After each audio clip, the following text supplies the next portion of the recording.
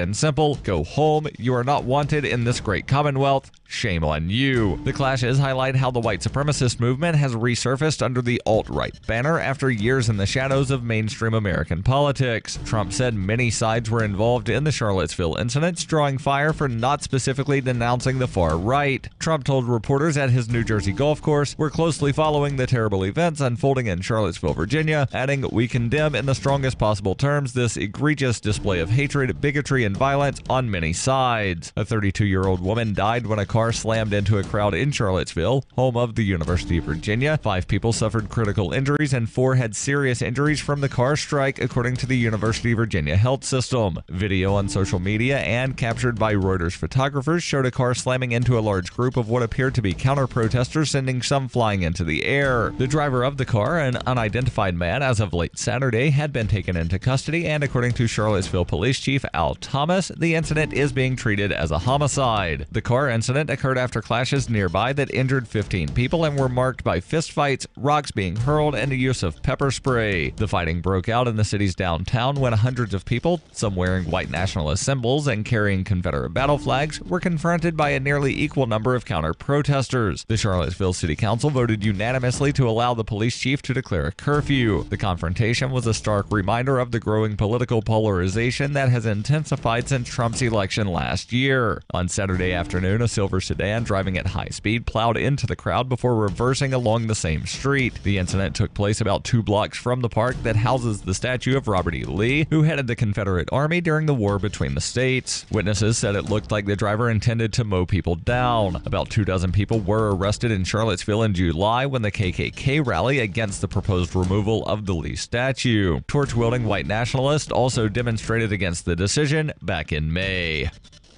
You can support FPP Radio by joining the Fans program. To learn more or to join the Fans program, visit fans.fppradio.com.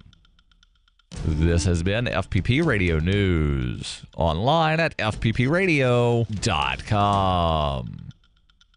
Following reports of a newly posted job listing at area marketing firm Swenson Digital, The Onion spoke to a few of the 1,400 applicants who claim they are, quote, absolutely perfect for this position. When I first saw this opening, I knew it was right for me. I've got tons of experience. I've got all the skills they're looking for. If you look at my resume, I've got everything they're looking for. I mean, I've held similar jobs like this in the past. I'm extremely driven. I really think this is going to work out. I've got a BA in marketing, which the posting said was recommended, so I think that'll bode really well for me. I've had plenty of team experience, and I think that would stand out. Not to mention the fact that I'm great with web design and HTML, and pretty proficient with Excel and PowerPoint. Also, I think the culture is very me, you know. I think I'd fit in well with the other employees. I also think I had a great resume and cover letter. I think as soon as they interview me, they'll see I'm the perfect candidate. As of this video's release, Swenson Digital had extended a job offer to an applicant who happens to be a friend of the boss's son. This is the Onion News Network.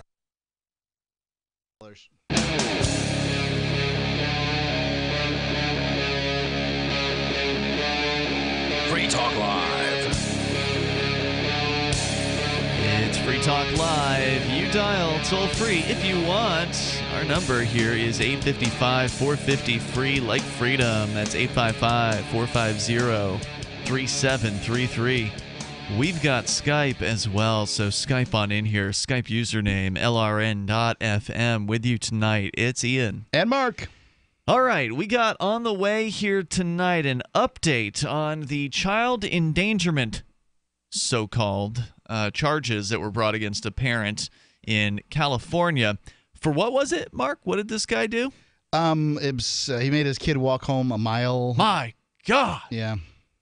There could have been all kinds of people kidnapping and molesting that child on the way home. He was sort of watching along part of the route. Well, we'll get back into that story because there's an update on that coming up here in moments. You can also bring up anything you want. You can take control of the airwaves. And in other news, Walmart's planning to compete. You remember those Amazon stores we talked about where you can just kind of walk in, grab some stuff, and just walk out? Yeah, as I understand, they sort of track you throughout the store, figure out what you're buying, and they charge you. Aren't they buying Whole Foods? Is that going to be part of this? Ooh, yeah, it's a possibility. But anyway, Walmart is looking to compete with Amazon on that front. We'll tell you more about that coming up here. And speaking of retail, according to FoxNews.com, armed ICE agents showed up to search a Michigan restaurant recently, but the owner refused entry. So I'm going to tell you about this hero. Quote from Fox. A restaurateur in Michigan recently tried out a new approach on two immigration agents who wanted to search her cafe. She told them to go away. I don't know if I'm spelling this right. Heidi, Heidye, strange spelling of Heidi, but Heidi, perhaps. World's full of people who spell their names strangely. Who owns Cafe Zola in Ann Arbor with her husband, Alan Zakalik, who reportedly turned away two immigration and customs enforcement agents who came in to inquire about an employee of theirs on Wednesday afternoon. This according to MLive.com. According to Zakalik, who was not present at the time, the worker in question that the agents were looking for was not on duty. But Batu refused to let the agents look around anyway. They reportedly left the premises soon afterward. He told MLive.com, quote, I was not around when they came in, but they did speak to my wife, and she refused them entry. They wanted to go through the kitchen, unquote. Zakalik added the men were carrying weapons and looked pretty equipped in their ice gear, a sight that was not lost on his customers. Quote, these few people who did notice, they didn't like the intimidation factor when people come in with guns, unquote. Yeah, I mean, I can see how that's going to disturb everybody's meal. Right? Yeah. You know, what did you just get into here with these agents? Are they going to arrest everybody? Is somebody going to get shot? Are you going to get questioned? Are you going to be subpoenaed? You're going to have to show up somewhere? I mean, when the cops show up somewhere, look out. It's interesting. Your time's about to get wasted. People start paying attention when the police are around, and that's not the kind of thing that I would want in my restaurant personally. Thanks for showing up and ruining everybody's lunch. Not only that, but also there's nothing good that is going to come from letting these people come in and poke around. There's really nothing. In the same way that when you get pulled over on the side of the road, and if the cops ask you to search your car, remember, this isn't legal advice, but it's my understanding that you have the right to say no. Because if the cops are asking you to search, that means they have no legal reason to search. Because if they did, they wouldn't have to ask you to search. They would just say, okay, we're going to search now. Here's our warrant. And here's our probable cause. Often the asking will sound something like, I'm going to have to ask you to step out of the car. That's right. Let me search the vehicle. While the hand is on the gun. Right. I'm going to have to ask you. Yeah, looking at you dead Are you in the asking eye. me, officer? Right.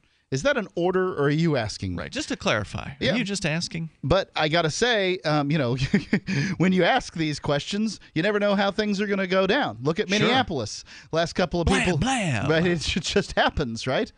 Yeah, I mean, that's why I say this person is a hero, this restaurateur who refused to allow these agents. And I don't care whether they're ICE or local cops or state police or whoever they are. It doesn't matter to me. It's none of their damn business what's going on in that restaurant. Unless the cops have a warrant or unless they came in under some kind of exigent circumstances. So the old excuse of, we're looking for a murderer. He just ran in here. We're going to search the kitchen. Then they supposedly also have a right to go ahead and do that under the doctrine of exigent circumstances. This is a developing dangerous situation, and so therefore warrant requirements are sort of waived. They kind of have to prove that later on, though. Yeah, generally. But in this case, no. They just wanted to search. They were looking for one of their employees, and they wanted to poke around and see if he was there, see if they were telling the truth about whether or not he was there or she was there at that moment in time. And so kudos to these folks. The restaurant's ICE visit also comes at a time when Ann Arbor restaurateurs are noting a marked increase in ICE activity in the city. On July 28th, several of these restaurant owners and workers gathered together with activists and local officials to discuss the impact that it's had, with some people reportedly arguing that ICE is making their community worse. Why? Why? Well, because they're taking away the folks that are making food and cleaning up yards and doing all the things that, frankly, other people aren't. That, and they're tearing families apart, they say. The owner of Sava's, another Ann Arbor eatery, shared similar sentiments shortly after her own interaction with ICE in late May, after they ate at her restaurant before charging into the kitchen. She said at the time, quote, "It scares the whole community. Today's a great indication, even if you have your documentation and you're at the wrong place at the wrong time, you can still be at risk," she said at the time. A spokesbureaucrat for ICE was not immediately available for comment, but the agency confirmed to MLive that no arrests were made at Cafe Zola on Wednesday. The agency stated, quote, "Today's enforcement operations are part of routine daily targeted operations conducted by ICE in this region and around the country every day, targeting criminal aliens and other immigration violators." Now, that makes it sound like these people are dangerous that they're looking for. It makes it sound like we, the ICE heroes, are trying to protect you Americans from these criminal aliens. But remember, when the government uses words, they're usually being very deliberate about it. A lot of the time. With government, words are very important. They have specific meanings when it comes to the government rules and the government statutes and ordinances and codes and all this. And in fact, in some cases, in a lot of cases, the very words that you think you know what they are, well, it turns out they've actually got a different definition than what you believe them to be. The classic example of this is, of course, person, where it can mean a corporation. A file folder is a person now. This is the crazy world of legal land where, words don't mean what you think that they do because they can redefine them. In fact, they can redefine them per statute. Each set of statutes can have a definition section where the same word is defined differently. It's true. In those definitions. So you always have to be constantly, when you're trying to read a law, which is, drudgery of the worst order, you always have to keep referring back to the definitions. What's that? They didn't define a word? Well, then you could presume it's using the traditional English definition, or maybe they're using the Black's Law definition of it, which they have legal dictionaries where, more words that they feel don't need to be defined over and over again have been defined for decades and decades and, hundreds of years, and you can go and look up what they mean by saying those things. So when they say criminal aliens, well, but those are both legal terms, right? Alien doesn't mean, some snakeoid thing that's come in from the sky, from space. Alpha Centauri. Right. Alien means someone who isn't legally of this place, right? Somebody who came in from some other the government has political decided for whatever reason that they shouldn't be here, or come from some other place. But let's also talk about the term criminal. That's the other term. Who among you, listening to me, because I certainly isn't Ian and I, who among you is not a criminal by the government's definition? Indeed. The people who are here illegally have violated a misdemeanor at some point in their lives by coming here. How many of you haven't committed a misdemeanor? Free Talk Live, 855-450-3733. Free Talk Live. Ew, get the stinky dog away from me. Bad breath and bad gas. Petey stopped eating. All his hair fell out. Itching, licking, missing fur. At least $5,000 in vet bill. Creams, antibiotics, sprays. No results. Everything we tried failed except the Dinovite. DINOVITE.com. If you want the dog to be healthy, you got to feed it something healthy. The omega-3 fatty acids. Flaxseed, zinc, alfalfa. The digestive enzymes that are cooked out of regular dog food. Dinovite is nutrition. The shedding is stopped and the itching is stopped. Her coat is now soft, it's silky, it's healthy and shiny and glossy. She's got life. She's got energy. Tons of energy, no more bad smells. Dinovite's the bomb. Dinovite is the best thing that's ever happened to my dogs, besides me, of course. 859-428-1000. 859-428-1000. Dinovite for life. DINOVITE.com. How did you become addicted? A friend? Were you at a party and someone said, "Hey, try this"? Then you got the cold sweats and started shaking. And the more you did it, the more it didn't work. So you switched to the needle. Now you're a train wreck. Drinking, drugging, broke. Your family hates you. And you hate you. Get out of your hell on earth now. Call the Detox and Treatment Helpline today for immediate help. In many cases, your insurance may cover the costs. We can't guarantee it, but we can guarantee we have what you need to change your life for the better. Pick up your cell phone and call right now. 855-700-2979. 855-700-2979. 855-700-2979. That's 855-700-2979. The Free State Project has reached its goal of 20,000 liberty lovers who've pledged to move to New Hampshire and get active to achieve liberty in our lifetime. Perhaps you're trying to figure out what part of New Hampshire should be your destination.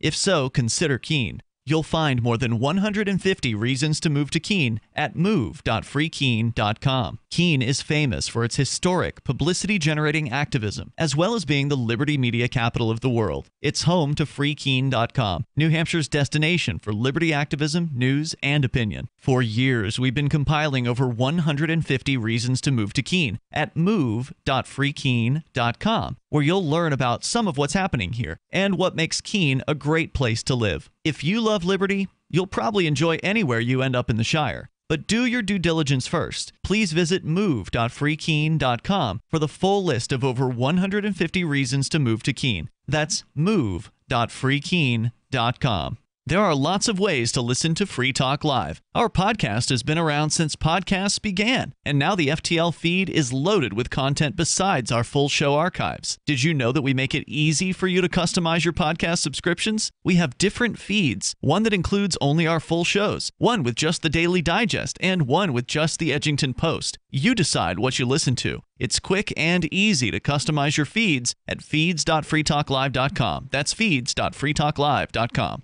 Imagine, if you will, a virtual world, a symbiotic economy with its own currency, where you can barter your services with others. Symbi.com is a marketplace of real people exchanging skills and services, from web developers, marketers, video production specialists, and teachers of all sorts, to gaming consulting or fitness coaching. Symbi.com is a vast world of people trading freely. Take my word for it, it's an adventure you can't afford to miss. Simbi.com. If you enjoy LRN.FM, please contribute to your favorite shows via their websites and become an amplifier at amp.lrn.fm. That's amp.lrn.fm.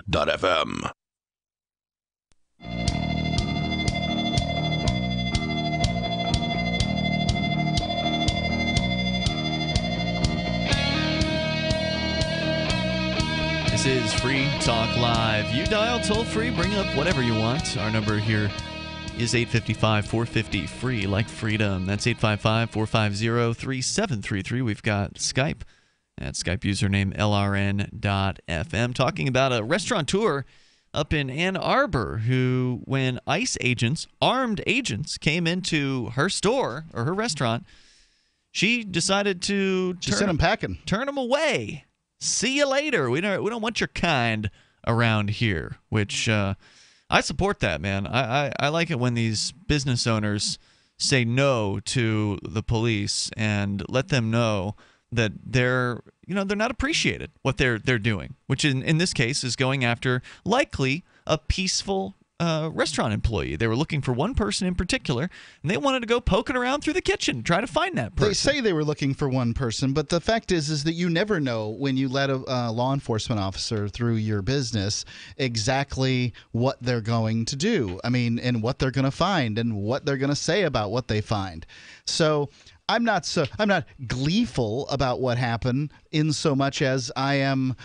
This is just the rational thing to do. To not let them poke around. Right. Any attorney is going to say, do not talk to the police. That's right. When you call up an attorney and say, hey, the police are here and they're asking questions, the first thing that's going to come out of their mouth is, do not talk to the police. When even in that case, when they're not even supposedly not even investigating you, right? Like they're investigating somebody else.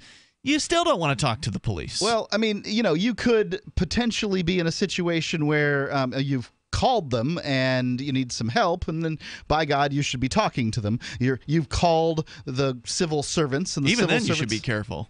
I'm not saying Because how you do may you talk be careful? you may talk yourself into a ticket or an arrest. They may not have started out investigating you, but as soon as they start talking to you, you're under investigation at that point. They're going to ask you questions that your answers may put you under suspicion. No shortage of people who called the police. That lady in Minneapolis that was recently, she called the police. She was shot and killed. The Australian lady? Yeah, the Australian lady. There was another one that was previous to that. I think she had cut herself on some glass, called 911. Her friend called 911. The cops showed up and I believe shot her daughter, like a small child daughter.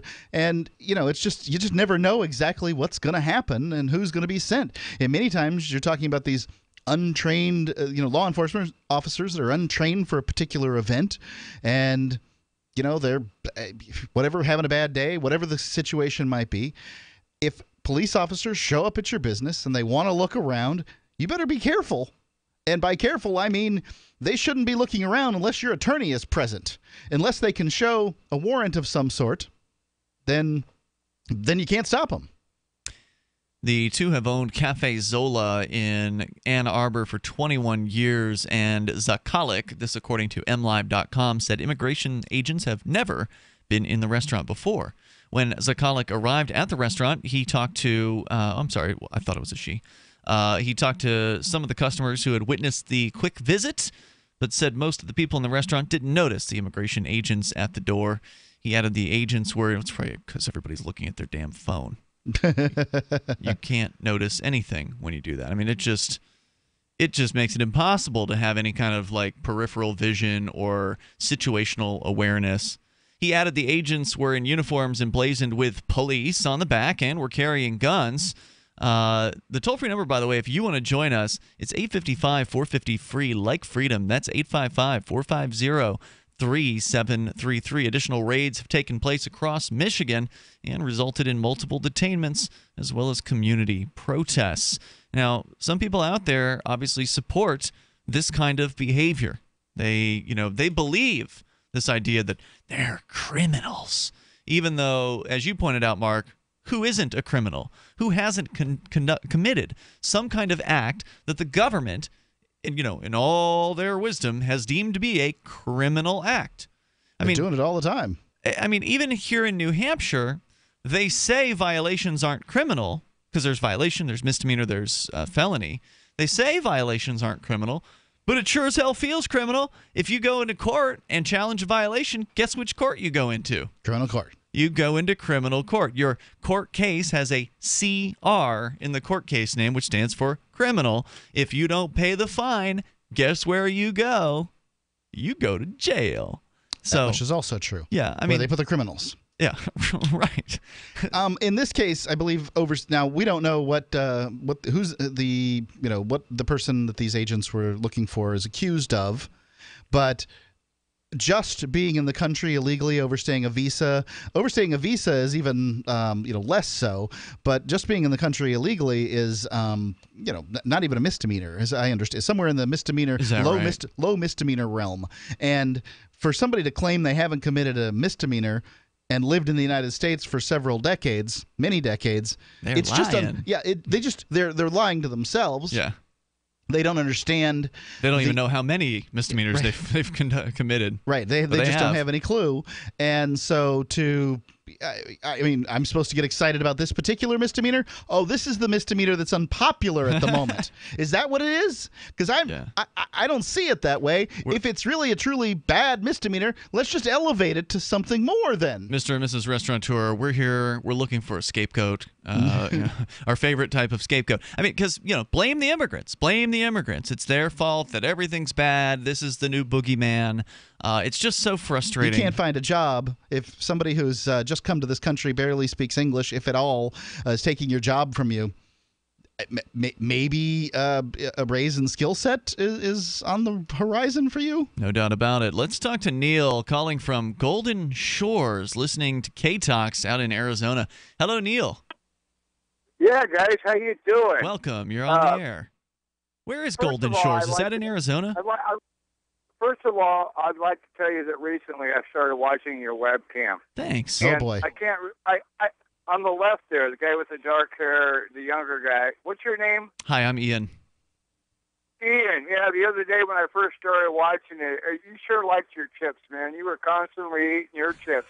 That was great. And your dog that comes walking in there sometimes, that's a beautiful dog. Oh, thank you. Anyhow. Jazzy is a beautiful dog. If you like Jazzy on the camera, we do have a Facebook page for her. It's called, I think, Jazzy the Studio Beast. Sounds right. I think is what it is. If you look for that, you might be able to find more, pretty looking pictures. Cute.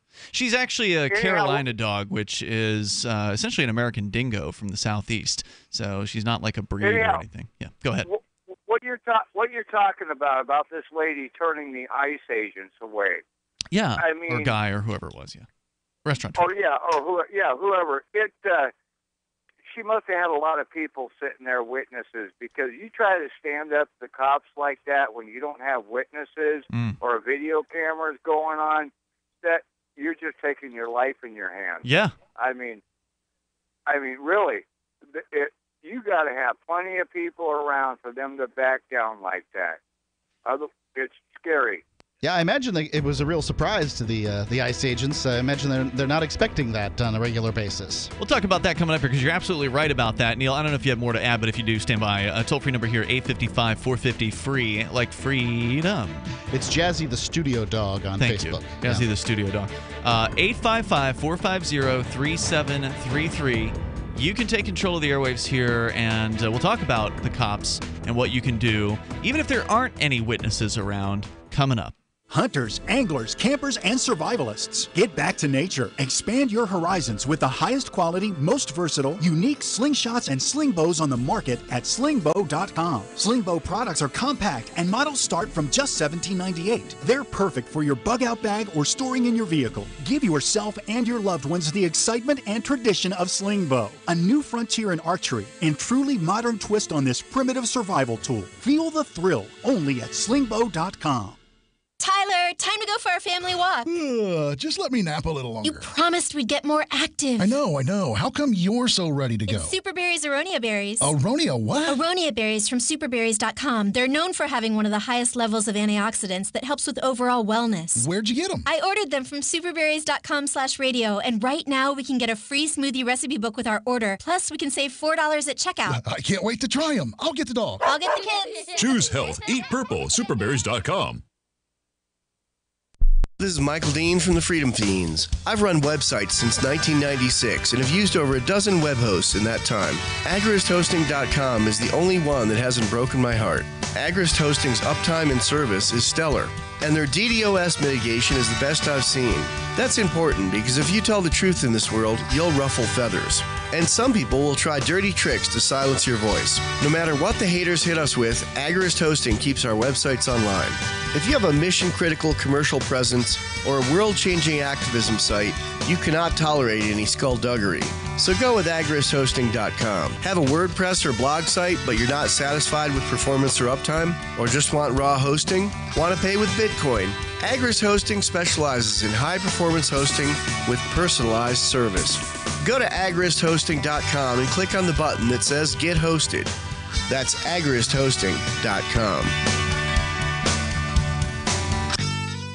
Hi, this is Mark Edge of Free Talk Live. Michael W. Dean's book, User's Manual for the Human Experience, changed my life. In a culture that attempts to turn you into a compliant victim, this book gives you implementable steps on everything from how to be aware of your environment walking down the street to business, to how to handle a toxic person in your life. If you're a human, you need to read this book at least once. Go to Amazon and get the Kindle version, or paperback, or an audiobook of A User's Manual for the Human Experience. Free Talk Live has partnered with Amazon, the largest internet retailer. Imagine a department store category, and Amazon has it. Books, electronics, office products, furniture, jewelry, automotive, toys, clothing, sporting goods, and dozens of other categories. Now you can shop and support Free Talk Live by entering Amazon through our website. Go to shop.freetalklive.com, and Amazon will send us a portion of your purchase. You're going to do the shopping anyway, so remember to enter through our site at shop.freetalklive.com. That's shop.freetalklive.com. Is spreading the message of liberty, cryptocurrency, and peace around the globe worth $2 per month to you?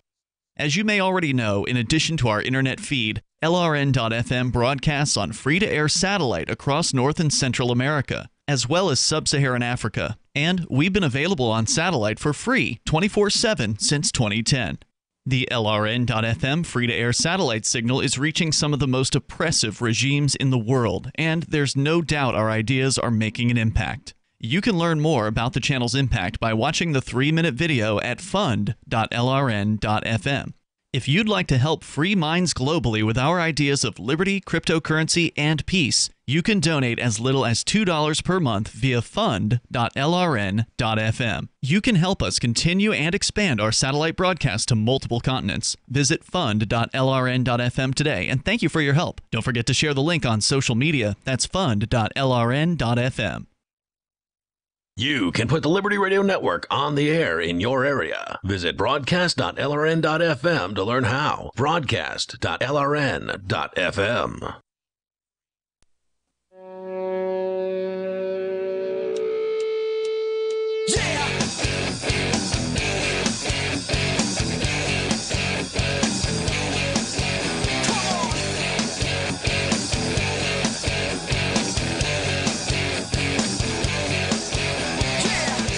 It's Free Talk Live. Dial toll free. Join us right here on the radio waves. Our number is 855-450-FREE like freedom, 855-450-3733. We'll get back into your rights when dealing with police and also what happened with the restaurateurs out in Ann Arbor who refused access to ICE agents, armed ICE agents who showed up wanting to hunt around behind the kitchen. So we can talk more about that. But earlier today, and I haven't checked actually because I had to go and take a nap before the show, so it may be up even more than it was. But earlier today, Bitcoin once again hit another record high, flirting with about 4,300 US dollars. I heard that it crossed the 4,300 mark. But I bet it did. I'm just looking at one exchange right now, so I haven't pulled up the Bitcoin average price. But yeah, pretty darn close to $4,300. So once again, record highs for the Bitcoin cryptocurrency. It's not too late to get involved in this thing. Another one of its spikes? Is that what I'm smelling here? I mean, it tends to rise up and then, kind of drop down a little and then rise up. And yeah, you can see that pattern if you look. Obviously, we don't know what's going to happen in the future. It could go down tomorrow and it could stay down forever. I mean, we never know. You never know what's going to happen. But that's not what's been happening. Obviously, future performance, you can't judge necessarily by the past. But yeah, it does seem to have that pattern where it'll shoot up and then stumble for a little bit, and then shoot up again and stumble for a little bit, and then like the shooting ups just keep getting more prominent over time. If you're looking for sort of prognostication, if you want to find out what's going on in the Bitcoin world, best thing to do is go to news.bitcoin.com. I've found it to be an invaluable source. There's other news sources out there too. I certainly get into those, but I like news.bitcoin.com. Absolutely. News.bitcoin.com is great, and also bitcoin.com is a great place to go if you just want to get the basics. You want to get an introduction to what is Bitcoin. That's a great site for doing that. And if you're into Bitcoin, you want to get in a little deeper, like become a Bitcoin miner, then you really ought to check out pool.bitcoin.com. It's a mining pool that you can join just with some Bitcoin. You don't have to actually buy the hardware and configure it and figure out how to, operate the technical inner workings of mining, which can be complicated. Let me tell you, I've fooled around with Litecoin mining and Bitcoin mining as well. Bitcoin mining is a little harder to get into because that's BIP, not bit. Right, BIT coin. So I've done some Bitcoin mining, but the Bitcoin mining, it's a little harder to get into because you need more specialized equipment, and so let the pros handle it. They're doing a fine job of handling it over at pool.bitcoin.com. You just invest, you use their little calculator app to kind of figure out what the return might be, because there's no guarantees. But once again, it's pool.bitcoin.com. Okay, so we had a gentleman on the line. He dropped off there during the break, but he had made the point that in this case with the Ann Arbor restaurateurs who refused access to the ICE agents who'd come into the store, which I consider to be heroic, he had made the point that, well, there were customers there this was something that they were safer, more or better able to do because they had people there who would have been able to witness how the agents were behaving. The agents were more likely to be on their best behavior as opposed to, cranking up the intimidation factor. If they had walked into that restaurant and it was 2 minutes after they opened and nobody was there yet for whatever reason, if nobody was waiting in line to come in the breakfast hour or something like that, 6 a.m, right? And they just threw the doors open and the ICE agents roll into the parking lot and come in and it's just the owners and their employees in there, then yeah, they may have behaved in a different manner. They may have behaved in a more intimidating, more threatening, more dangerous, tough guy kind of good cop, bad cop, or whatever. They may have done that. In this case, with the potential eyes and phones that could record the situation of all the customers in the place, I agree with the caller's assessment that likely did change how the scene played out. But that doesn't mean that they wouldn't have had the same right to say no if they were all alone with these agents. And they may have still, done the same thing and said, look, you're going to have to get a warrant. See you later. Get out of here. But it does take some cojones. It does take the willingness to know that you are dealing with what could be rogue agents. They could, decide to just bust up your place. They could decide to arrest you on some sort of trumped-up charge. They could decide to smash your camera. I mean, they can do all kinds of things, and they can usually get away with it. I mean, we've seen them throw grenades into baby cribs. That happened once. I don't know if it wasn't ICE. Wasn't on purpose. It wasn't ICE. It was some other police agency. But, yeah, I mean, we've seen them get away with all... Flashbang grenade goes in the door, ends up in a baby's crib, or next to a sleeping baby. I thought it went through a window, but I don't know. Fine. Whatever it was. Wherever it went. So yeah, definitely being there with other people, it helps, certainly. But that doesn't mean you shouldn't also assert your rights, even if you're all alone. And there's a great tool that we recommend for that purpose. It's called Cell 411.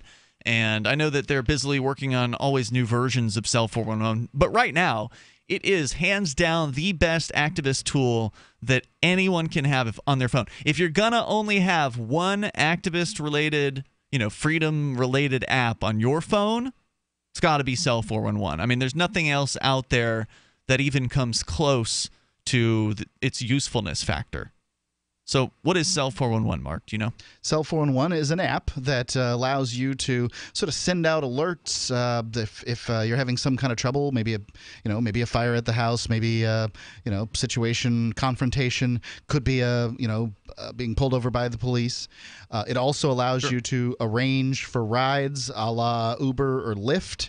It's really a versatile app, and the intention is to sort of subvert the need for so many different services out there. Centralized services. Yeah. Right. So where you have to call this call center, and then they dispatch out somebody from the fire department or the police department or whatever, and you wait. Uber or Lyft. And you wait. Yeah. And maybe you die in the time in which you're waiting, or get arrested, and nobody's there to witness it. Cell 411 gets that word out instantly through the cell phone network that you're on. You can't use it on anything that isn't a cell phone, by the way. So you cannot get Cell 411 for a tablet.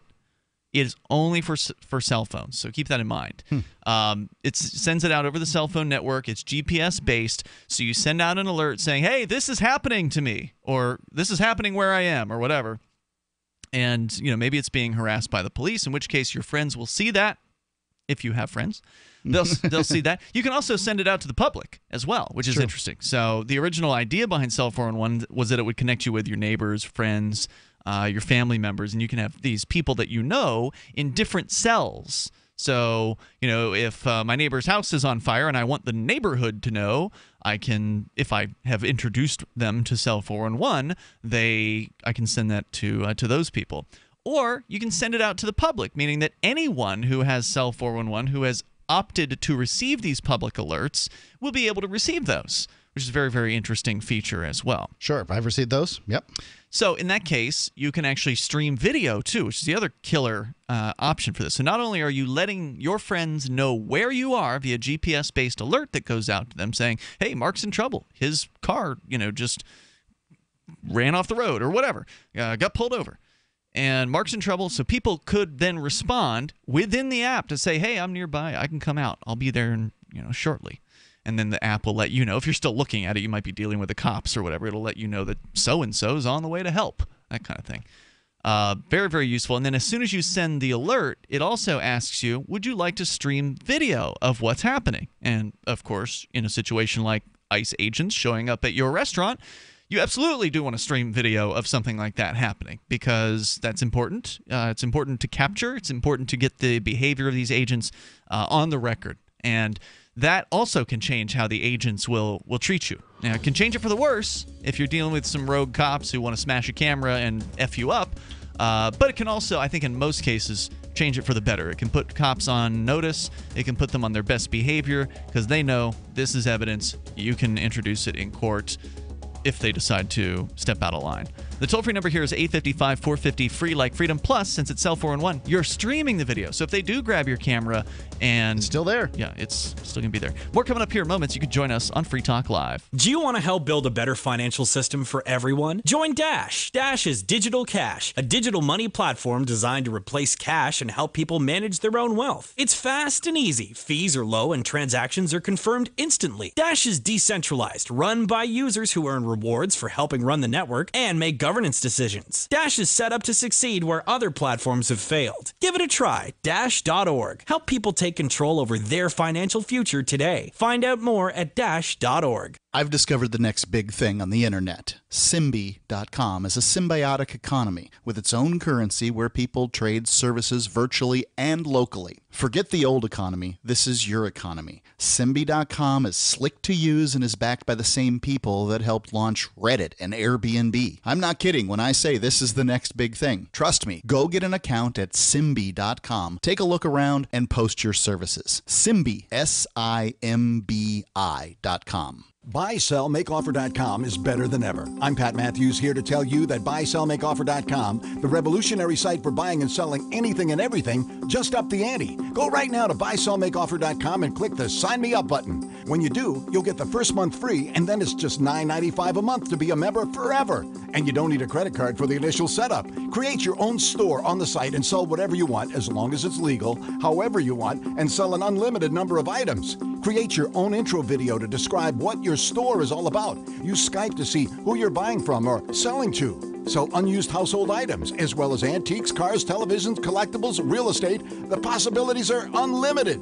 Use social networks to promote your store right from our site. Remember, there are never any fees no matter how much you sell. Become a member today. I'm a member. Get all your friends to sign up too. This could become a great business for you. Sell whatever you want for the first 30 days free at BuySellMakeOffer.com.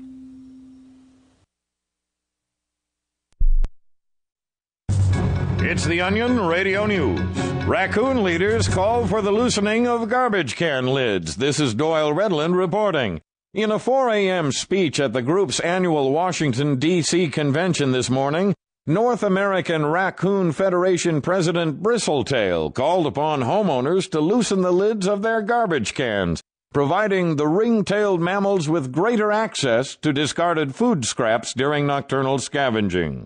Every time you seal a standard 30-gallon garbage can, as many as 6 raccoons are forced to go without their necessary daily supply of congealed baked beans, rancid cottage cheese chunks, and moldy cantaloupe rinds. The 26-pound varmint closed his speech with a stern warning that without raccoons, possums could take over the world.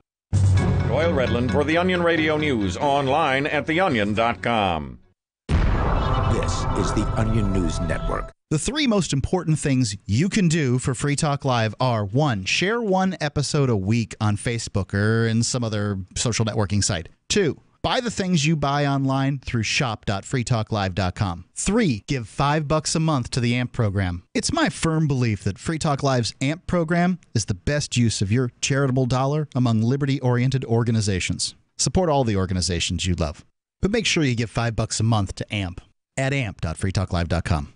My name is Jacob Hornberger. I'm president of the Future of Freedom Foundation, which Congressman Ron Paul awarded for having an outstanding freedom website. Write us at fff@fff.org, and we'll send you a free 3-month subscription to our monthly journal of libertarian essays and our booklet, Economic Liberty in the Constitution, which George Mason University economics professor Walter Williams praised in a recent column. That's FFF at FFF.org. You can connect with the Liberty Radio Network via our Facebook page at facebook.lrn.fm. That's facebook.lrn.fm.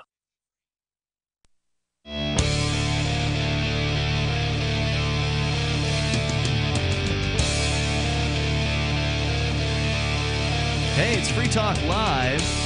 You dial toll-free if you want to join us on the radio waves here. Our number, 855-450-FREE, like freedom. That's 855-450-3733. Coming up, Mark's going to tell us an update on that so-called child endangerment story that we talked about not too long ago here on Free Talk Live, where a dad, I think it was in trouble for letting his kid walk home like a mile. But telling him to. Like yeah. So we'll tell you more about that, what the latest is there. Plus, we'll take your calls and thoughts. 855-450-FREE, like freedom. 855-450-3733. Let's go to Clayton. He's calling from somewhere, and he's on Skype. Hello, Clayton. Hey, fellas. I'm calling you from Oklahoma City. Aha. All right. Welcome. So, yeah, I'm calling about the big news out of Oklahoma City today. The FBI foiled an alleged bombing plot. Oh, another one of these, huh? KC. Well, now was it one of the ones that they created that they foiled? Yep, same story. 23-year-old posting some anti-government rhetoric on online. FBI informant got close to him, hooked him up with everything he needed to bomb. He originally wanted to bomb the Federal Reserve building in Washington D.C., but later thought a bank in downtown OKC would be a softer target. I don't know if that was the FBI guided him to Oklahoma City, or if that was his own choosing. Right. So he's been arrested, charged with terrorist plotting or whatever.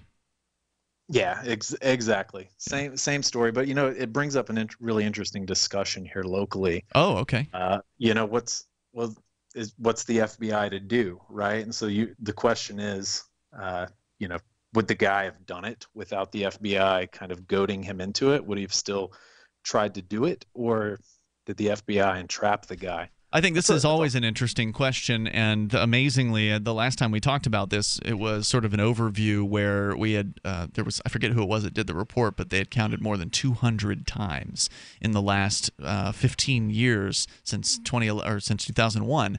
More than 200 times the FBI has set some dupe up in this particular role and basically egged them on and provided them all of the things that they needed: the hotel room, the money, the bomb, the cell weapons, phone. the bombs, these kind of things. And the weird part about this is, it's illegal and hard for us all to get these things, right? If you ever, have ever thought to yourself, I'd like to blow something up, and think to yourself, oh yeah, I can't get any dynamite. Oh well, and then dismiss the notion. Then they make it easy for, at the very least, a handful of people to get this stuff, because hey, look, we know a guy, right? So is it a good idea? I mean, if you want to find out who the terrorists are, make all this stuff legal. If you want to limit the number of terrorists by making the stuff illegal, then how are you going to know if that plan works if you keep on making the stuff available to people who are I mean, it's hard to blow up buildings unless the FBI gives you a bunch of stuff. Yeah, well, it's the discussion's even more heated here. In Oklahoma City, we have a history with domestic bombings, right? Oh, right. Yeah. So everybody's really like, well, what about Tim McVeigh? What if they would have done that to Tim McVeigh? What if they would have done it to Tim McVeigh? Well, for one, now so it's impossible to answer, right? Yeah, it's much more difficult to get a hold of that much fertilizer. And the government's prepared for somebody who might put a U-Haul truck or a Penske truck full of fertilizer next to a building, that kind of thing. I mean, it's just much more difficult to pull off what McVeigh pulled off back then, because the FBI has made it hard to get a hold of these things and other government agencies. So, I mean, it's hard to ask me, what about Tim McVeigh, because you can't do what Tim McVeigh did anymore unless the FBI makes it easy for you. Right. Yeah, that's a good point. It's arguments like that, I'm afraid, fall on deaf ears here. Sure. Yeah, I feel like this is just so outrageous. It's amazing that more people are deaf to the points that we're talking about here. I mean, what are you hearing from people? I mean, it's praise and support. You know, they stopped another OKC bombing is the response. You know, I kind of feel bad for the like the 23-year-old. I mean, you're essentially, you know, you're still real young, and he's just basically wrecked his whole life. That's true. Oh, yeah, he's going to spend the rest of his life in some horrifying maximum security federal prison. And, you know, look, I'm not it's hard for me to feel bad for this guy who's gone through all of the steps to, you know, be prepared to blow up a building. One would presume, you know, his trial hasn't occurred yet, and he's to be presumed innocent up to this point. But, you know, nonetheless, it's not like it doesn't seem like he sort of shook it free at any point. You know, it took likely weeks for this to occur, so I don't feel terrible for this guy. I do feel bad for this one guy back, it's been probably a couple of years ago. He attempted to escape. He wanted to move to Alaska and get a job fishing, and the FBI actually scuttled the job. They called they called the potential employer and said, "You're not hiring this guy."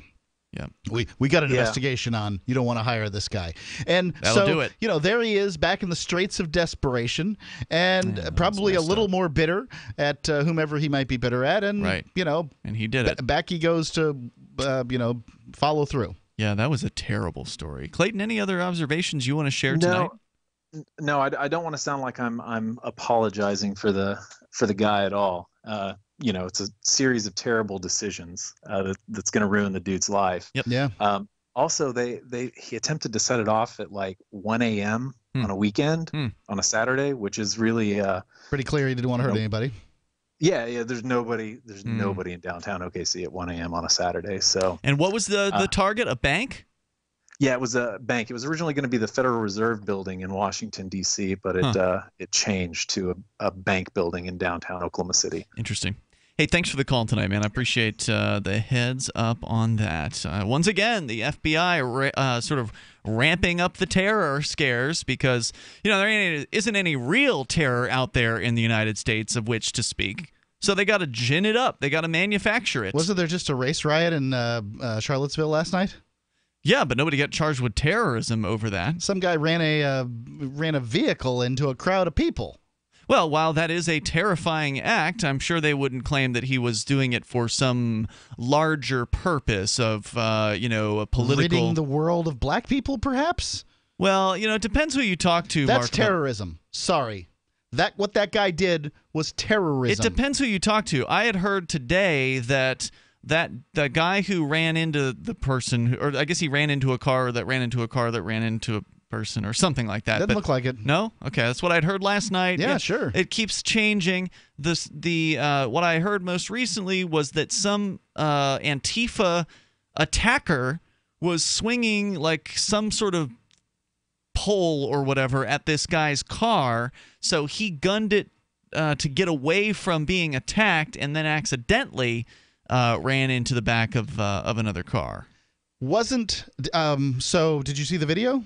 I saw a video, yes. Okay. But I didn't see more than one video. The car was heading in that direction when it was struck by the person with the pole or whatever it was struck with. So okay, that's on the video?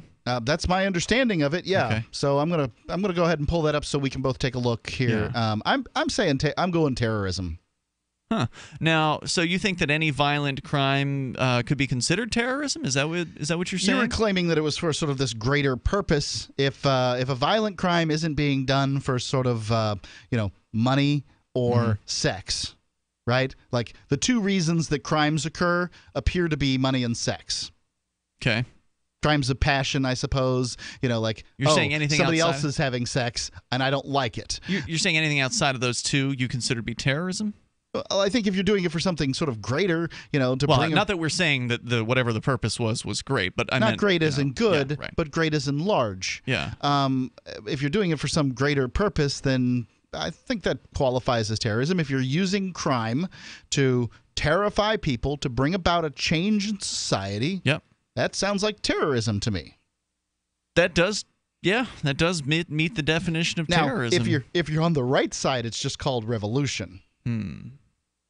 Well, you're welcome to comment here. The toll-free number is 855-450-FREE, like freedom. That's 855-450-3733. The video I saw, and again, I bet you there's more than one of these things, Mark, but the first one, the only one that I've seen, and I haven't looked deeply into it, was somebody recording video, and you see the street that they're by, and then there's an accident, and then they pan over to the right, and you can see that a car had run into another car. Okay. So you didn't see the actual beginnings of the running into.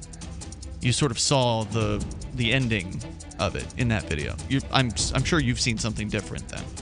As far as, I saw the pictures that you're talking about, and then I've seen people. That was video, not pictures. I mean, it's pictures, 30 frames a second. Right, I hear you. 855-450-FREE, like freedom. You can take control of the airwaves here. This is Free Talk Live. Have you wanted to get into Bitcoin mining, but don't want to deal with the hassle and frustration of operating the mining hardware? Let pool.bitcoin.com handle it for you like I did. For an investment of as low as $129, you can have a lifetime mining contract and support the Bitcoin network. If you already have mining equipment, you're invited to join pool.bitcoin.com. It's the most profitable pool for miners, paying 120% of the block reward. That's pool.bitcoin.com. What's more profitable, running your business or doing bookkeeping? Doing your business, of course, but you want to keep your books so that you can maximize your tax savings, right? What if I told you that there's a person that's a bookkeeper, accountant, and law school graduate that's also a hardcore libertarian? My name is Melanie Johnson, and I hate the state. I will aggressively help you to minimize your tax exposure and maximize profits, all while staying within the law. Melanie's your best choice for your taxes and bookkeeping needs. Go to tax.freetalklive.com and check out our website, tax.freetalklive.com. Radio is the most personal of mediums. I exist right now in your head. If you listen to Free Talk Live regularly, you know me. Free Talk Live is on more than 160 radio stations around the U.S. and has been downloaded on every continent around the world. Hundreds of thousands of listeners with ad packages from $600 a month to $6,000 a month. Imagine what we can do for your business, project, website, or idea. Email me, mark@freetalklive.com. Did you know you can watch Free Talk Live during our live show 7 days a week from 7 to 10 p.m. Eastern via our studio cams at cam.freetalklive.com? Plus, you can chat with other listeners while you watch, all totally free. Now that our live video stream is hosted by YouTube, our video archives will be online even faster, so be sure to subscribe to our YouTube channel. Listen, watch, and chat all free at cam.freetalklive.com. That's cam.freetalklive.com. You're listening to the live edition of Free Talk Live. Hour number 2 is next, after the news, here on the Liberty Radio Network at LRN.FM. From Keene in the Shire, the Liberty Media capital of the world, this is Daryl W. Perry, host of FPP Radio News for Sunday, August 13th, 2017. Silver is trading at $17.10 per ounce. Gold is valued at $1,290 per ounce. Bitcoin is trading at 4.1 cents, and the average price of Bitcoin is $3,954.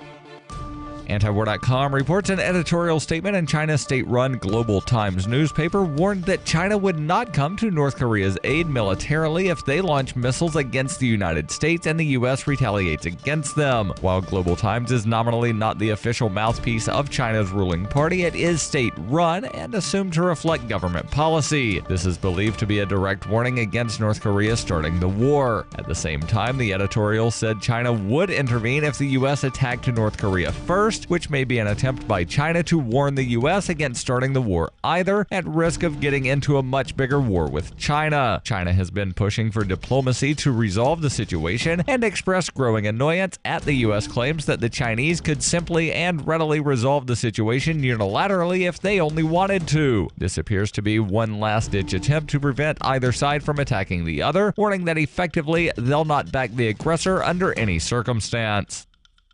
For nearly 40 years, Roberts & Roberts Brokerage has been a trusted source for buying and selling precious metals like gold and silver. They also take Bitcoin for precious metal purchases and have permanently removed the minimum purchase amount for all orders paid in the digital currency. Call Roberts & Roberts today for knowledgeable advice on buying and selling precious metals and a forward-thinking approach to new technologies. 800-874-9760 or visit online at rrbi.co.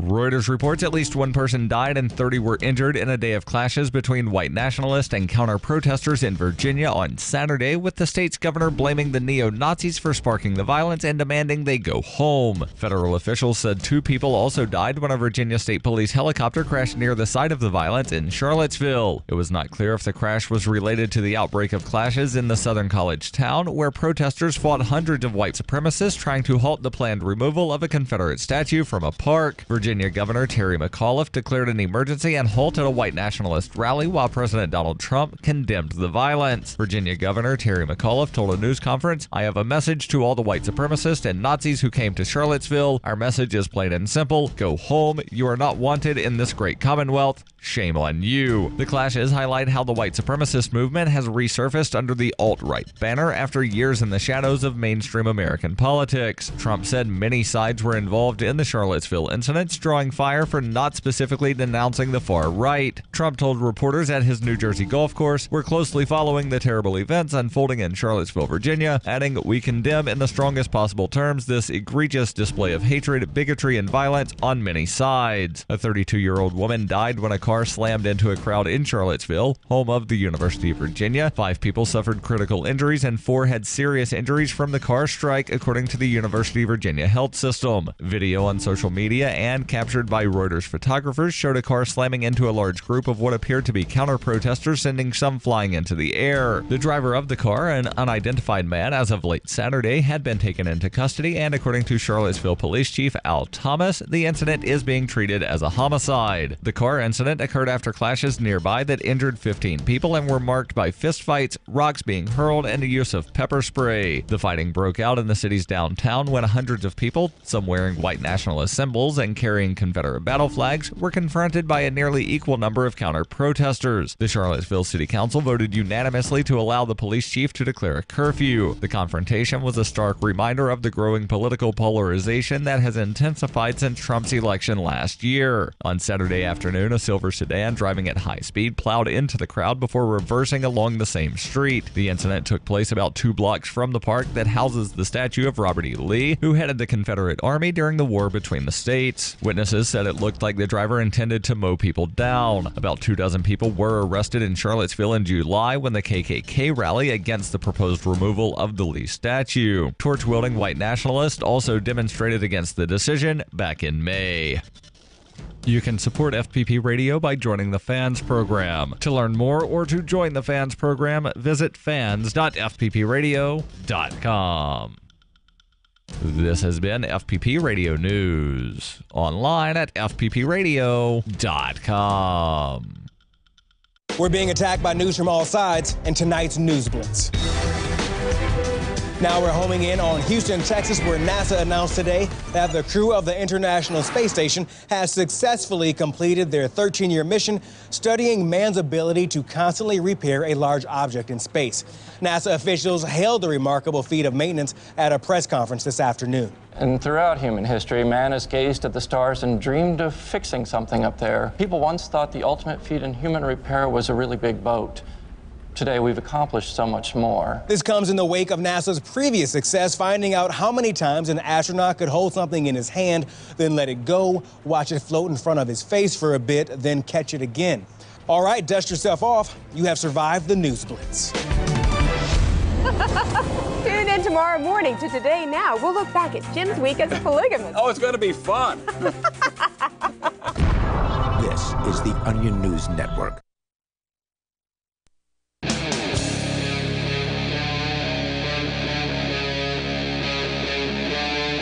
Free Talk Live.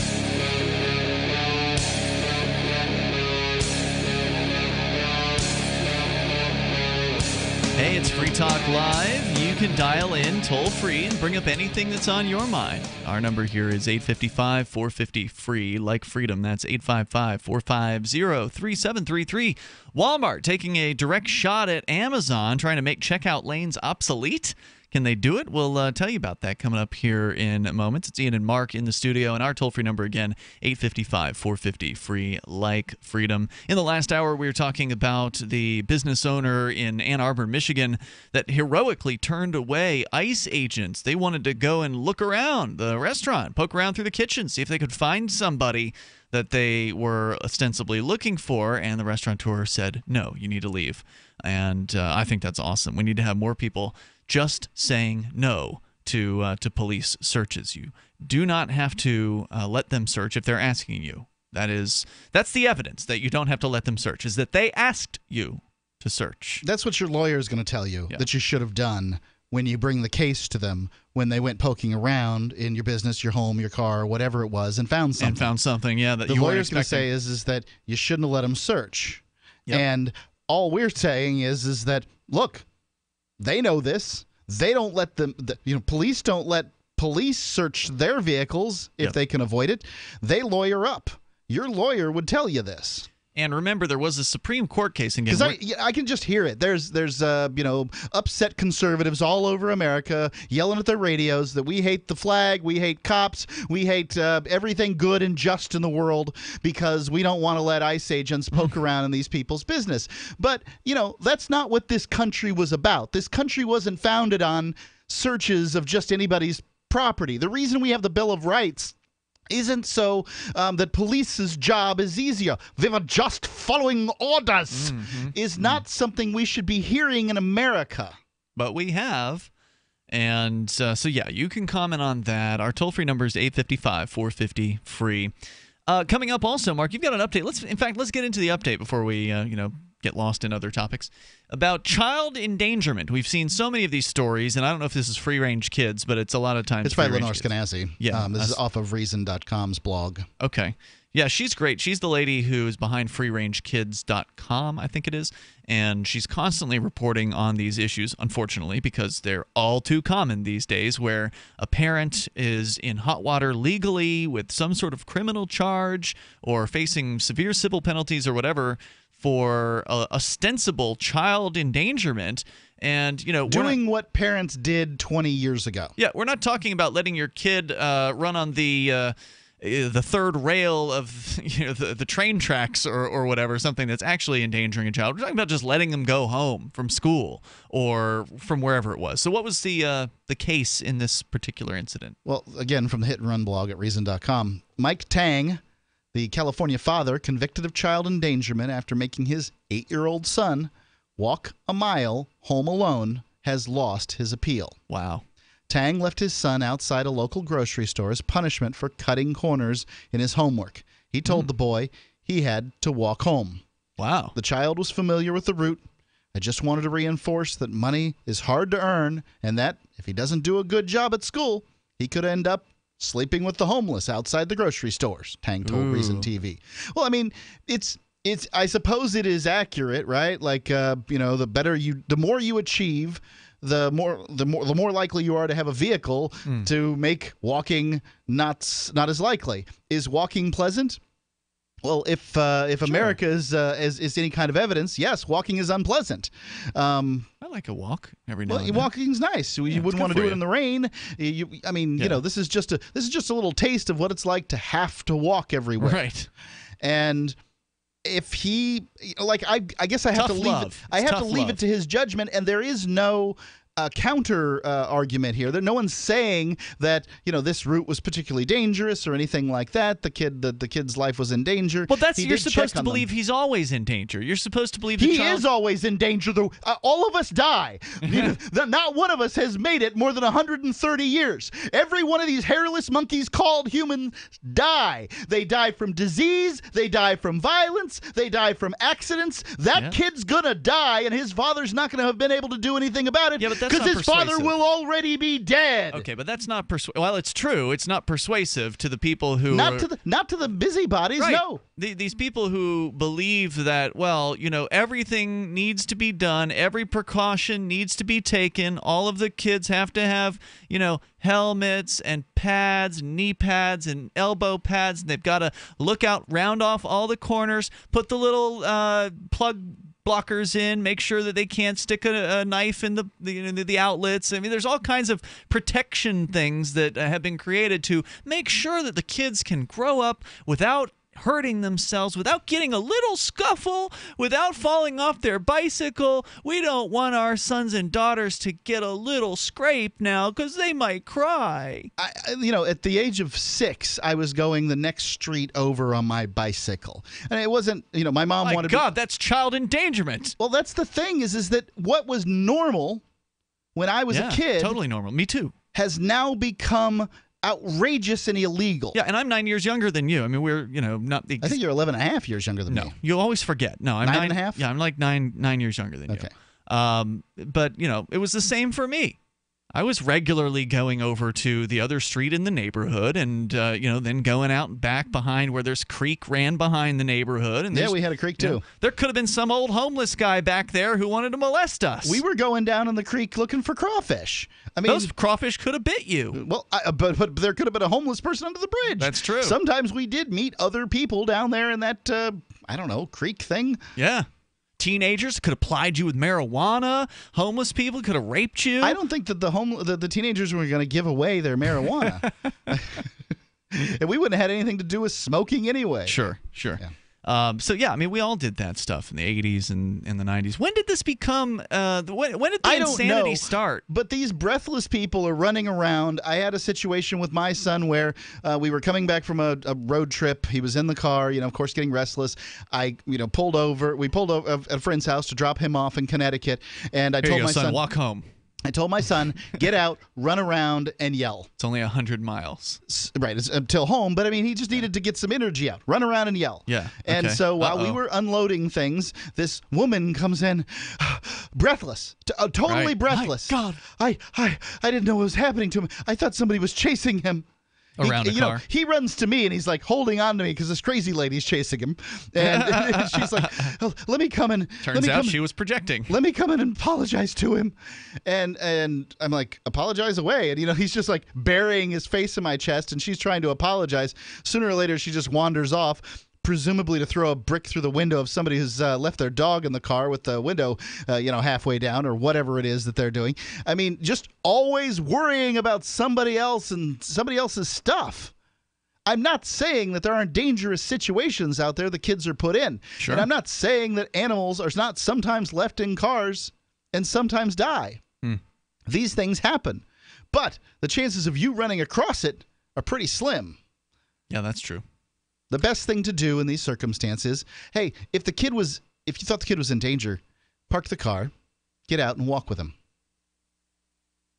He probably doesn't want anything to do with you because he thinks you're a weirdo. Yeah, but wasn't he running around the car or something like that? No, I'm not talking about my son. I'm talking about this kid that was being forced to walk home. Oh, okay. I'm sorry. I thought we were still talking about Jack. No. So in this case, in California, this guy was charged with child endangerment, convicted by a jury. Was it? Well, I presume it was a jury that he was convicted by because he went to appellate court. Well, it may or may not have been. I mean, I don't have an answer to that. You're still going to go to an appellate court, even if it was a bench trial. I wasn't prepared for that question. I could look it up. But so then the appellate court decided what? That nothing wrong here. Upheld in his appeal, the conviction. Yeah, Tang challenged a provision in California law that criminalizes placing a child in a situation where his or her person or health may be endangered. That vague and sweeping language, Tang argued, effectively means that a parent could be arrested simply if there was a crack in the sidewalk where the child could trip and fall. The appellate court saw no problem with the broad language of the law and rejected Tang's appeal. When you step on a crack. Well, yes. Your mother is in danger. The toll-free number here, 855-450-FREE, like freedom. 855-450-3733. It's crazy, but these stories just keep on coming. And it seems like it's usually places like New York and California, but it doesn't mean that your state is immune. There's more on the way. You can join us here on Free Talk Live. Warning. If you're drowning in debt you can't afford, Do not let the credit card companies trick you into thinking that you have to pay it all back, because you don't. What the credit card companies don't want you to know is that there's actually a way to get debt-free without paying off your entire debt or going bankrupt. If you have $5,000 or more in credit card debt, you now have the right to let us settle that debt for a fraction of what you owe. For free information, call Credit Associates now. 1-800-957-9489. We'll even show you how much money you could save. If you can't afford to pay off all your debt, do not let the credit card companies trick you into thinking that you have to. Call Credit Associates now for free information on how to get debt-free faster than you ever thought possible without debt consolidation or bankruptcy. We depend on your success and offer a guarantee, so there's no risk. For free information, call now. 1-800-957-9489. That's 1-800-957-9489. 1-800-957-9489. It's about time something new came along for better selling and buying online. And I found it. What now, Marge? It's buysellmakeoffer.com. Never heard of it. It's a brand new company. That's why you've never heard of it. It's the newest and best way to sell any products online. I did all the research. Sell my car? Yes. Our home? Yep. My golf bag? Your golf clubs. All of them. How about your purse collection hoard? Hey, now. You said any product. Right. I did. We get 30 days free. And membership is only $9.95. Yep. And buysellmakeoffer.com will never charge item fees, ever. Never. And this is cool. Listen to this. You can even use Skype or video to show your items. That's cool. Yes. All we have to do is go to the website, sign up, and then load our stuff to sell. I love this site. Buysellmakeoffer.com. Buysellmakeoffer.com. You got it? Buysellmakeoffer.com. Buysellmakeoffer.com. Better selling, better buying. Since time began, tyrants have taken aim at personal liberties. Now there's a movie that aims back. The government has no more right to tell us what to put in our bodies than they have to take our guns or tell us what books we can read. 6 drug police were eaten by bears while raiding a marijuana farm. On your knees, you dirty hippies! Jesus. On your knees! What's the problem, officer? Today, many cops who enforce pot laws do so only because it provides them with cushy jobs, good benefits, and a chance to push people around. I was an undercover narcotics officer. The drug war is nothing but a farce. The Second Amendment says you got to keep you and your get intact. Guns and Weed, The Road to Freedom. A film by Michael W. Dean and Nima Vadadi. DVD available now at gunsandweed.com or on Amazon. That's gunsandweed.com. Makes the perfect gift. Remember, that's gunsandweed.com. For years, LRN.FM has had a listen line that you can call and listen to LRN.FM anytime. Now we're taking the idea to a new level with the LRN.FM audio on demand line. You can call 641-793-9660 anytime and listen to LRN.FM's live feed, and you can listen to a bunch of our original shows on demand. Long distance fees may apply. Just dial 641-793-9660 and choose from the menu 641-793-9660. This Your Family Today tip is brought to you by Boost Kid Essentials Nutritionally Complete Drink, providing your picky eater with essential nutrition and great taste in one drink. Visit us at kidessentials.com. To make sure your kids eat healthy, follow the 5-a-day plan. Serve 3 servings of vegetables and 2 servings of fruit daily. Remember, a serving could just mean a piece of fruit or a half cup of veggies. If your kids are picky eaters, ask a nutritionist about other sources. For more tips like these, visit us at parenthood.com/yourfamilytoday. While our satellite channel is free to listen to, it's not free for us. You can help us cover our satellite costs with the chip-in on the right side of the page at lrn.fm.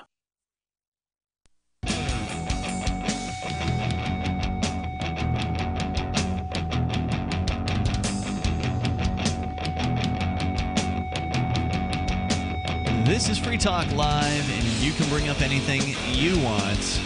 Take control of the airwaves here at 855-450-FREE, like freedom. That's 855-450-3733. With you in studio tonight, it's Ian. And Mark. And if you want to help build a better financial system for everyone, you ought to join Dash. Dash is digital cash. It's a digital money platform designed to replace cash and help people manage their own wealth. It's fast, private, and easy. Fees are low, and transactions are fast and can even be confirmed instantly. You can pay anyone, anywhere in the world, anytime, for just pennies on the dollar. Dash is decentralized, run by users who earn rewards for helping run the network and make governance decisions. Anyone can invest in Dash and earn rewards for helping run the Dash network. So join Dash and help create a better financial system for everyone. You can take back control over your financial future today. Find out more at Dash.org. There's a lot of momentum behind Dash right now, so go to Dash.org and find out why.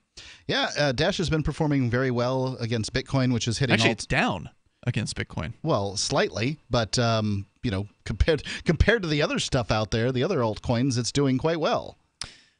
I mean, it's holding on, but it's still down. So it's actually on sale compared to what it was just a few weeks ago. I've seen it drop from like 0.65 or 6 or even 0.7 down to 0.5. So it's. I don't know. I wouldn't say what you're saying there is particularly accurate, Mark. Well, it's better tech, like and I think that today. at some point we're going to see all the 0.05 or 0.5. 0.5. It's better tech than Bitcoin, and I think what we're going to see at some point in the relatively near future is a point of sale system that's simply going to integrate, probably through Shapeshift.io, a way to take like all the coins at once for a business. So rather than just businesses accepting Bitcoin for payments, they'll just accept everything, and so the better tech will probably do quite well. So, yeah, if you look at I've got a handy little app on my phone called Bitcoin Ticker Widget. It's actually below 0.05 right now. It's 0.0475 per. So if you're looking at that's what one Dash is of a Bitcoin, it's less than 5% of one Bitcoin.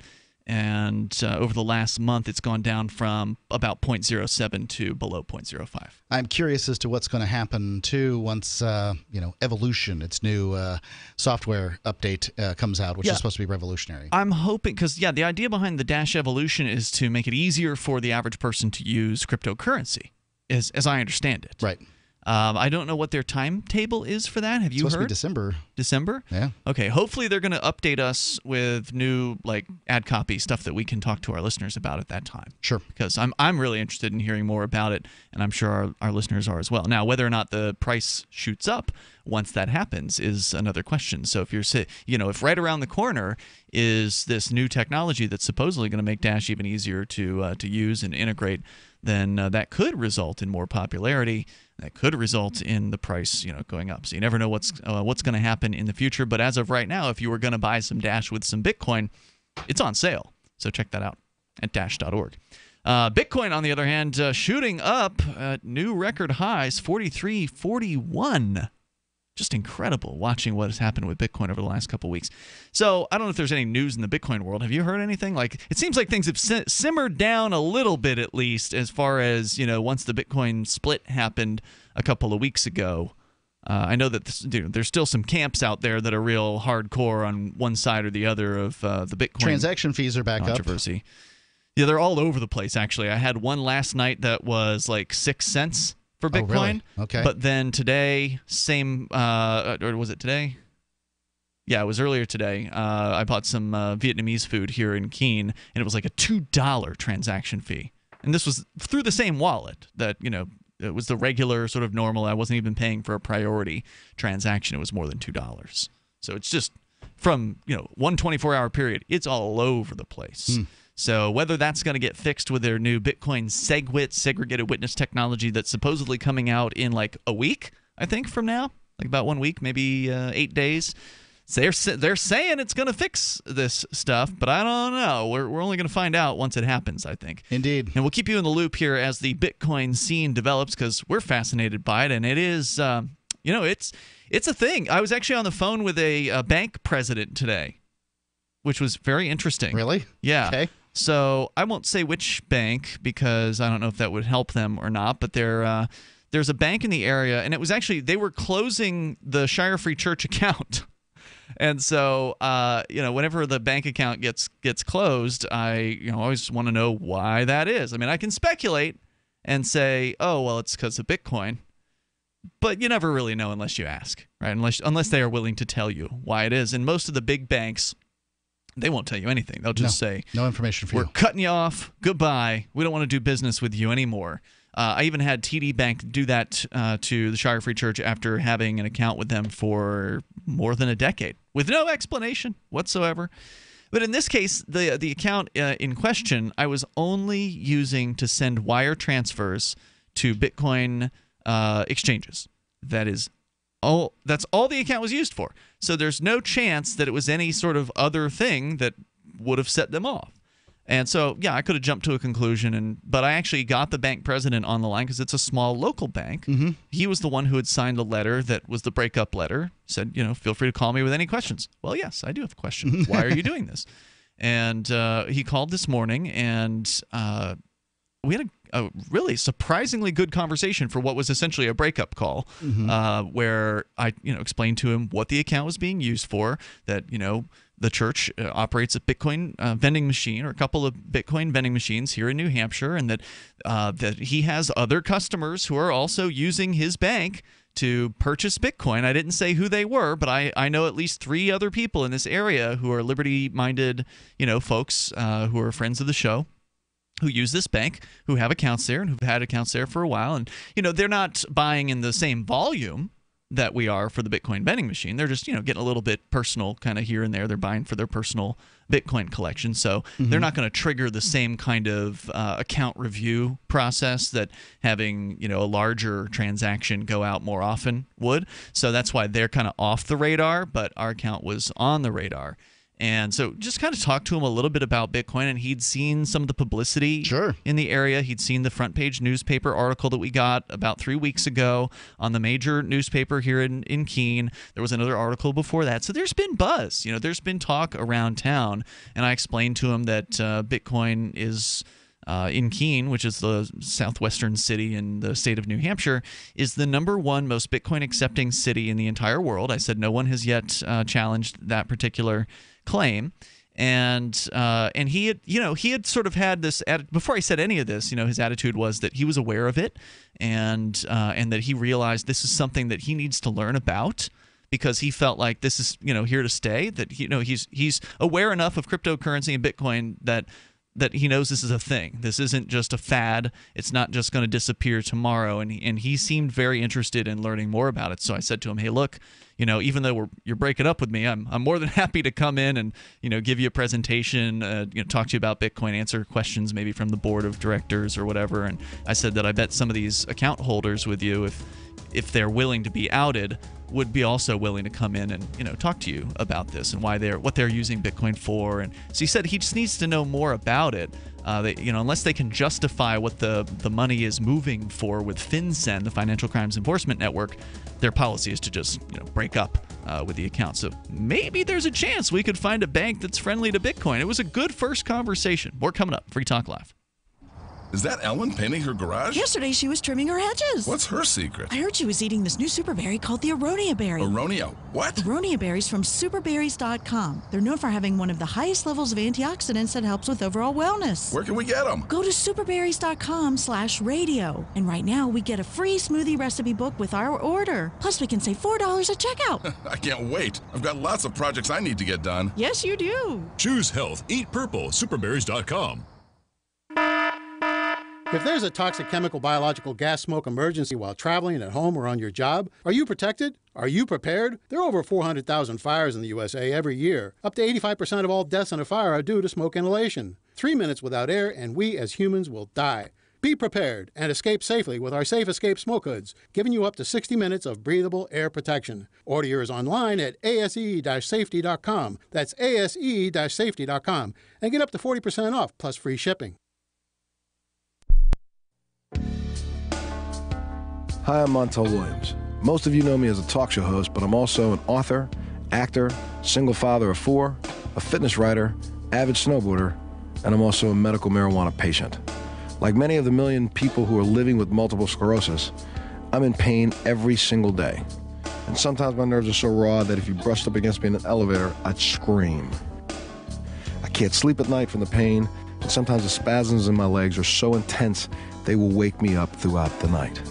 I've tried the strongest prescription medications available, and I'm going to tell you, they do not work. In fact, they leave me in a stupor, and most of the time, it's impossible to even live your life. Now, I've tried medical marijuana, and I'm going to tell you something, it works. If you'd like more information about medical marijuana, you can contact the Marijuana Policy Project at mpp.org or call 1-877 Join MPP. What do you shop for that you could otherwise buy at Amazon? Pretty much everything, right? Amazon has competitive pricing and they deliver, and that's a big plus. If you could plan ahead in your shopping, would you be interested in saving up to 33%? There's a catch. You have to do your shopping in Bitcoin. But imagine those savings. It's like a huge raise. All you have to do is go to saveatpurse.com. We've saved thousands, and you can too. Plan ahead and save. SaveAtPurse.com. The three most important things you can do for Free Talk Live are: 1, share one episode a week on Facebook or in some other social networking site. 2, buy the things you buy online through shop.freetalklive.com. 3, give $5 a month to the AMP program. You likely buy all kinds of things online. Amazon is the largest online retailer. You can get what you need at the same prices with free Super Saver shipping by going to shop.freetalklive.com. Please do your online shopping at shop.freetalklive.com. Why did you move to the Shire? I moved here to the Shire because there's other people around who take liberty just as seriously as I do. I moved to the Shire because I saw videos of people challenging authority and thought that I could get support myself. It called to me, like, do this right now. I wanted to be around people like me who got it. And once I got here, I knew there was nowhere else that I wanted to be. I've always wanted to change the world. So I moved to the Shire to join people who were actually working towards doing the same thing. The people here are awesome, loving, and positive. It was for the adventure and for the feeling of something important is happening here. And I just wanted to come to sort of be part of that. Visit ShireSociety.com to read and sign the Shire Society Declaration and learn the reasons why, if you love liberty, you should immigrate to the Shire. Plus, add yourself to the Shire map at ShireSociety.com. That's ShireSociety.com. Help get LRN.FM into more ears. Visit promote.lrn.fm for a free bumper sticker, flyers, banners, graphics, and more. Promote.lrn.fm.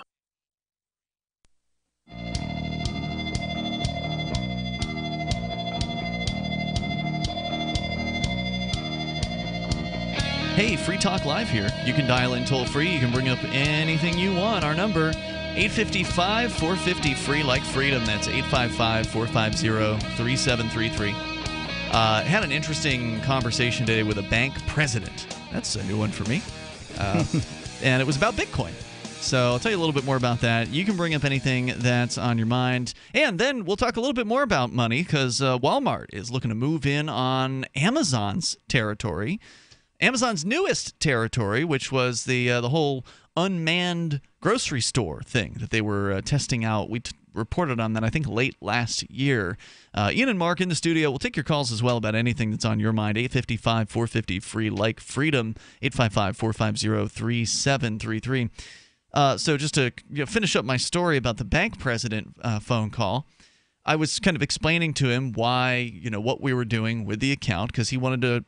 They're shutting down the Shire Free Church account at this bank, which isn't the first time the Shire Free Church has lost a bank account because we do Bitcoin vending machine operations, and banks are very nervous about Bitcoin transactions. If they find out if you're getting Bitcoin through Coinbase or Gemini or one of these exchanges that's extracting money via an ACH transaction from your account, and you've been doing that for years, and you're like, hey, my bank's cool with Bitcoin. No.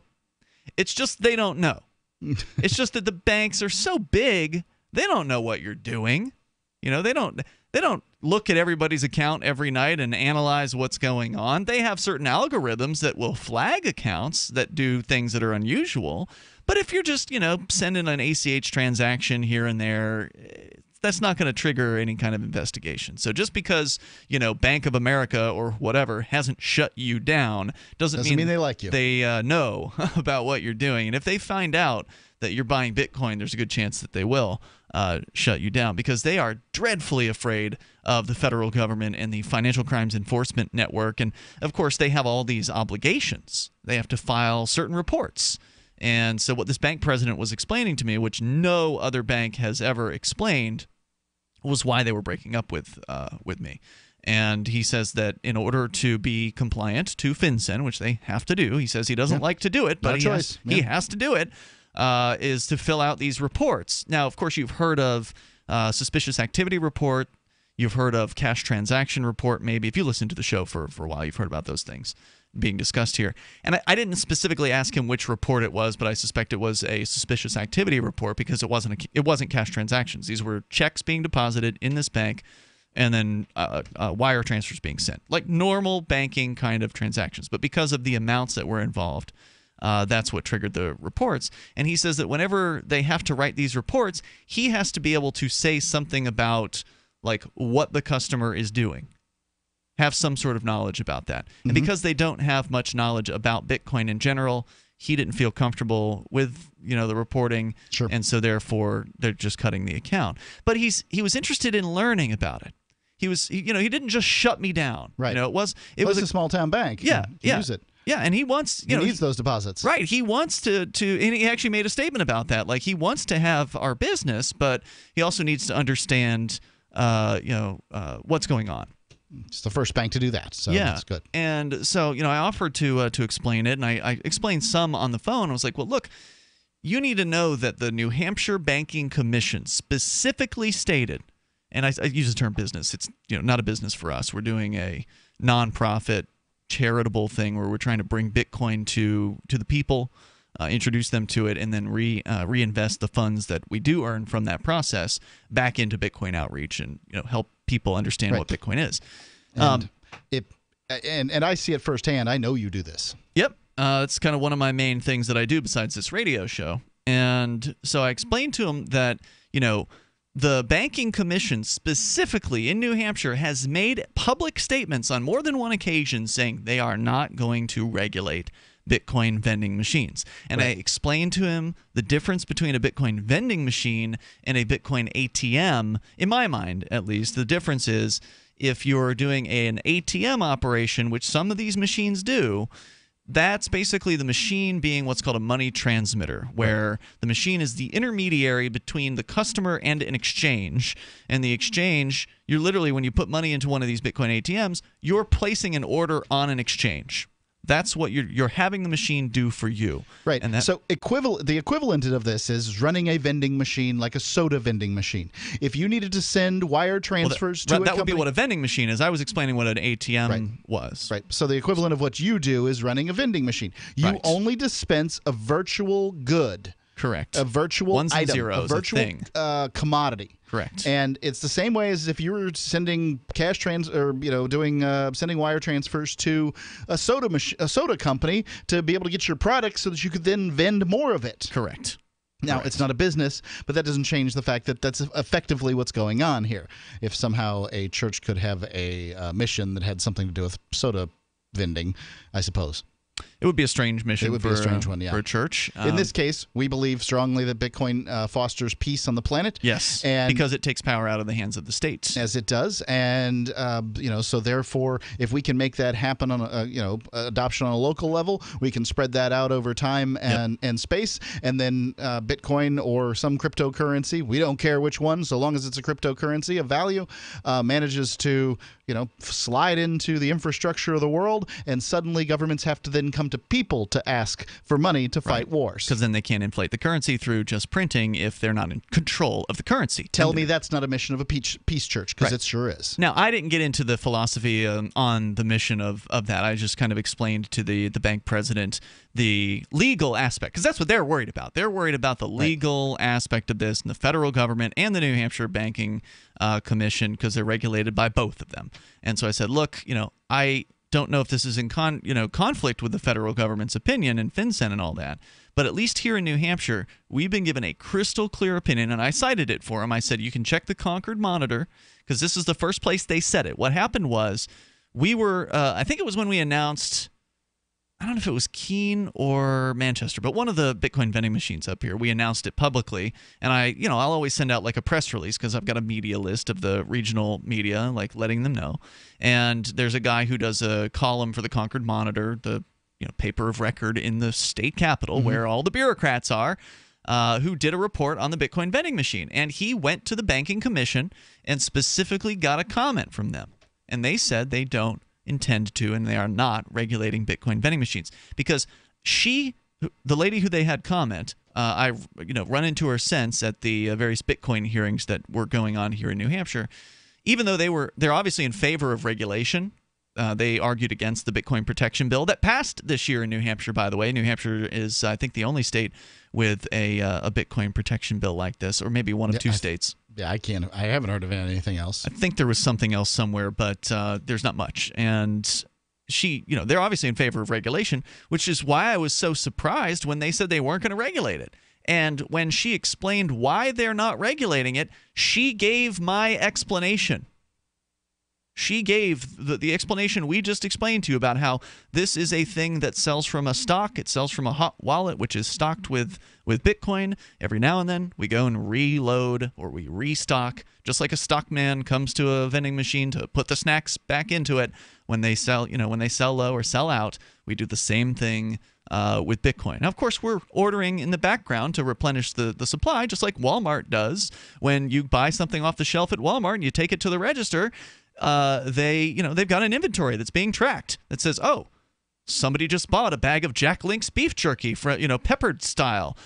We need to reorder one of these things, and they get it on a truck from this the distribution center, and it gets there. That way they don't ever run out.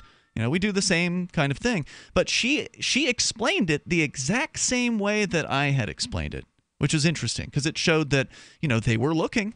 They certainly were considering whether or not they wanted to regulate this thing, and they looked at it, and they looked at how it worked, and they said, well, it's our job to regulate money transmitters and currency exchanges, and this doesn't meet the definitions. It's not a currency exchange by federal definition, by my understanding of it, because it's not fiat to fiat. Right. The federal government regulates so-called money services businesses for currency exchanges, but it's fiat currencies. So countries' currencies of governments exchanging, that's regulated. But not yet, at least, as far as virtual currency exchange. More coming up, Free Talk Live. That's my Do understanding. you want to help build a better financial system for everyone? Join Dash. Dash is Digital Cash, a digital money platform designed to replace cash and help people manage their own wealth.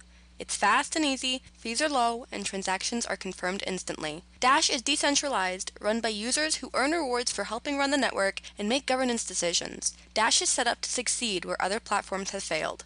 Give it a try at dash.org. Help people take control over their financial future today. Find out more at dash.org. I wish that we would have started the Dynovite right away. It would have been so much easier. Order a 90-day supply of Dynovite for your dog this week. We'll send you a bottle of NomoFlea free. NomoFlea flea spray kills fleas safely with no poison. Because it's a polypeptide protein molecule made from vegetable oil. Try NomoFlea. Free this week at Dynovite.com. Just feed your dog right. Use Dynovite. Dynovite for life. DINOVITE.com. Have you checked your Google search results lately? Search results are usually the first impression that people form of you or your business. So make sure that they create a positive impression with ReputationDefender.com. What the internet says about you can have a big impact on your life and your livelihood, even if it's not true. Fortunately, you can now control how you look online and in online search results with ReputationDefender.com. Call 800-831-0771 now. That's 800-831-0771 for your free reputation analysis. If you have negative material from an ex-employee, upset patient, or former client, newspaper article, legal issue, social media, or other source showing up in your search results, you can combat it with ReputationDefender.com. Our dedicated experts in patented technology can help make your online search results look their best. Call 800-831-0771 to learn more. 800-831-0771. That's 800-831-0771. Or visit ReputationDefender.com.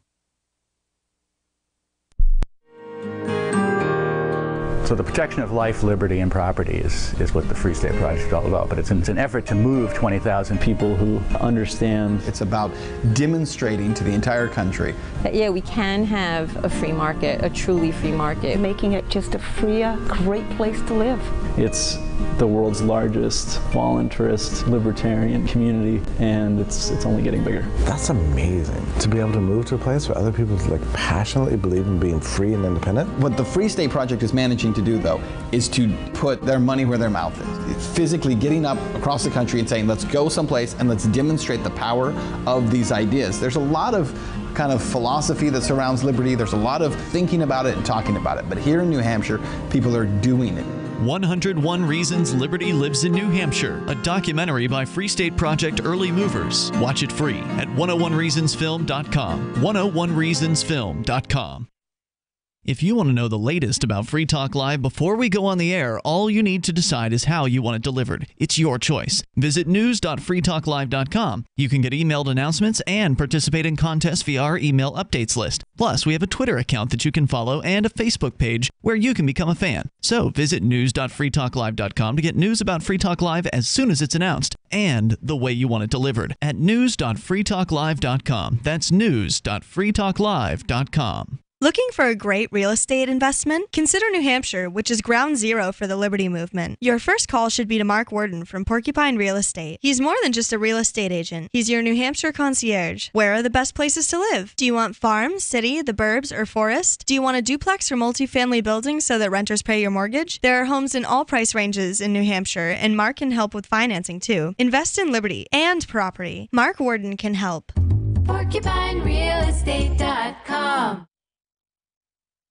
This is the Liberty Radio Network, broadcasting the latest liberty-oriented audio content 24 hours a day at LRN.FM.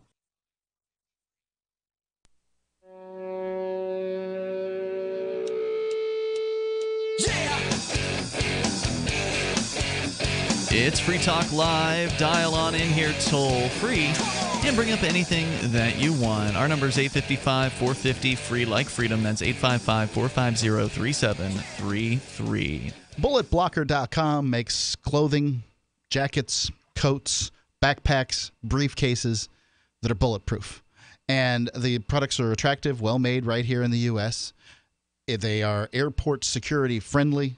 They're international shipping available for them if you'd like. The thinnest and lightest ballistic material available on today's market. And I have one of these things, and yes, it doesn't look like it's got the stiff material in it or anything like that. I think it's very flexible and concealable. Go check them out. BulletBlocker.com. This is the kind of thing that you want to get for the whole family. You're not going to get a second chance. BulletBlocker.com. If the lives in your family are priceless, protect them at BulletBlocker.com. Let's talk to Mark. He's in Utah, listening online via SoundCloud. Hello, Mark. Hey, guys. Today I wanted to talk about this. There's an Israeli defense manufacturing, weapons manufacturer called Aeronautics Defense Systems, and they've developed this thing called an Orbiter 1K, which is a suicide drone. Basically, it's a drone with a missile that basically just sort of crash lands wherever it's supposed to attack. Okay. Now, they were doing a demonstration for the Azerbaijan. Missile. It's a cruise missile. Yes, basically, except for it's drone operator piloted, basically. Aren't missiles? I guess missiles are cruise missiles are basically self-guided. Is that what you're considering the definition then? Yeah, I'm just saying that they really function more like drones in the sense that they can fly around, and then when they choose to land, they just sort of crash. I see. Whereas a missile, it goes from launch to target, and it doesn't just kind of hang out. All right. Yeah, and so they were doing a demonstration. This defense company was doing a demonstration for the government of Azerbaijan, and the military of Azerbaijan was asking for a live demonstration of it on an Armenian military position in Armenia. They're basically asking the defense contractor to go bomb the Armenians because they've been it's in a section of land which Armenia and Azerbaijan have been disputing since 1991. Anyway, so the drone operators refused to do so. They said they weren't going to bomb Armenia, but I guess the people who were higher up basically took control of the plane and performed the live demonstration. And the government of Armenia has come out and made a statement saying that there was a drone strike on a military position in this disputed region. So anyway, yeah, but I mean, I gotta hand it off to the drone pilots. At least when they're told to go bomb somebody, at least some of them might have some common sense and decency just not to do it. Well, I mean, It's barely anything really worth complimenting somebody on. I mean, I'm not gonna. We're just here for a demo of this technology. Here, you can go ahead and buy it from us, and then you can bomb whoever you want. But we're not gonna press that button. I mean, that's not a whole lot to pat yourself on the back about as far as being a humanitarian or anything like that. Yeah, that's true. So, but anyway, I just thought it was an interesting little story because it's sort of like, hey, let's try this out for real, against people that we're fighting against to begin with. So, yeah, they had some real guts to ask for that, and somebody's a real moron for doing it. Hey, thanks, Mark, for sharing the story here tonight. I do appreciate hearing this from you. This is some kind of war crime, best I can tell. Yeah, well, so the weapons manufacturer, they don't want to actually be involved in the war crime directly, but they're more than happy to sell the weapons to the war criminals. Didn't they? Your understanding wasn't the higher ups at the weapons manufacturing company were the ones that did this? Oh, they took yeah. over? Maybe I misunderstood. I thought he was saying the higher ups in the government had done it. Okay, I guess it could have been the higher ups at the manufacturer.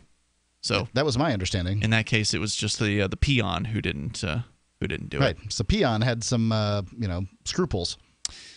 Toll-free number tonight, 855-450, free like freedom. So we were talking about some money stuff and, business, and Walmart actually is making headlines here. You don't want to talk about the statue that was just pulled down in Durham? Oh, okay. Isn't that more important? New? Is this breaking news? Yes, breaking news. Time.com. A bunch of protesters, in retaliation for what was going on in Charlottesville, have pulled down what they call the Confederate Soldiers Monument, dedicated to the city in 1924. Standing outside the government building that houses offices such as the city manager and the county attorney, depicts a soldier with the words, "In the memory of the boys who wore the gray," in reference to the color of the Confederate. Basically, there's video. These protesters, it looks like they got a tow line. It's yellow, like on a truck. Yeah, you would. It looks like a really thick seatbelt. And it's good for towing cars. So I mean, it has a little give as opposed to a chain. Chain, if it gets pulled too tight, it'll snap, and then that's bad news for everybody. Somebody gets hit with flying chain links. Yeah, or the vehicle does. Yeah. Whereas these tow lines, they're really good unless they get frayed, at which point you don't want to use them anymore. So they wrap this thing around the they statue? tossed it up there, lassoed the statue, then a few of them pulled on it. It was bronze, basically.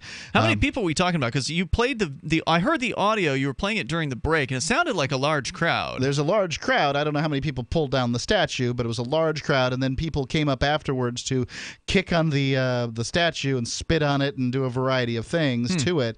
And so, say what you want about it. It was kind of it looks like the whole crowd was pretty happy about the soldier coming down. If I had to make a guess, I would say this was this looked very much like the leftist crowd, the Antifa sorts. I'd have cheered it on. Yeah. I'm not a leftist. Well, I'm a libertarian. I understand. I don't think that we should be pulling down statues. Look, then don't. These statues, if you want to get rid of them, let people buy them and move them to they don't private need to buy property. them, just take it. Now it's been pulled down for them. It's even easier. It's crumpled into a mess. Oh, really? The bronze is destroyed. Huh. It's destroyed. They seem like they're stronger than that. Sorry, buddy. No? They're not. All you got to do is pull the thing down and it crumples? You want to see the video? Yeah, I do want to see it, actually. It's destroyed like a little puddle on the ground. Yes. Fascinating. Gosh, you get the impression by looking at them that they're pretty hard to mess with, but well, apparently not. I don't support this. I think that a lot of people put a lot of money, time, and energy in putting these things up. Look, I agree with you that put it on private property. I can see that the complaint about it being on government property. Yeah. They are government soldiers, mind you. Of course, it was a different government. But again, I see the argument one way or the other. But if you're gonna remove these things, there should be an auction, and people should be allowed to move them to some other place. The Daughters of the Confederacy or whatever should be able to move them over to, their clubhouse, whatever it is they want to do. People should be able to buy these things, not pull them on the ground and destroy them. As far as I'm concerned, every person there should be charged and have to pay back for what they destroyed. The toll-free number here is 855-450 free like freedom, 855-450-3733. Should the people who pulled down the Saddam Hussein statues also be charged? I don't care. Not my country. I don't know. Is Saddam Hussein history? I mean, it's not a memorial put Of up course he's for history.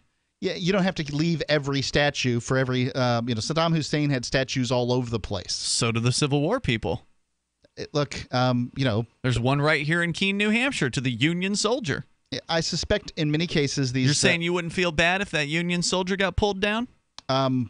Look, I don't think it should be bad? done. I think that people should be offered an opportunity to buy it and move it to private property. And I'm sure that the disabled veterans or the VFW, Veterans of Foreign Wars, would be happy to have an opportunity to have that statue moved to their location. Let's go to I can tell you in my town, if somebody came and vandalized the World War I and World War II monument, I would be very, very upset. Let's talk to Bad Slave. You're on Free Talk Live, calling from New Hampshire. Hello, Ian and Mark. Yes, sir. Good to speak with you. What's on your mind tonight? Thank you. Wow.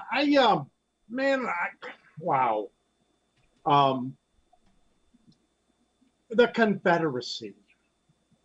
I thought you were supportive of people seceding from bigger governments. Oh, yeah, I fully support secession. Oh, so you support what the South was doing? I support anybody who secedes. I don't care what their politics is. It really doesn't matter to me. But I don't support war. I certainly don't support the politics of the Confederacy.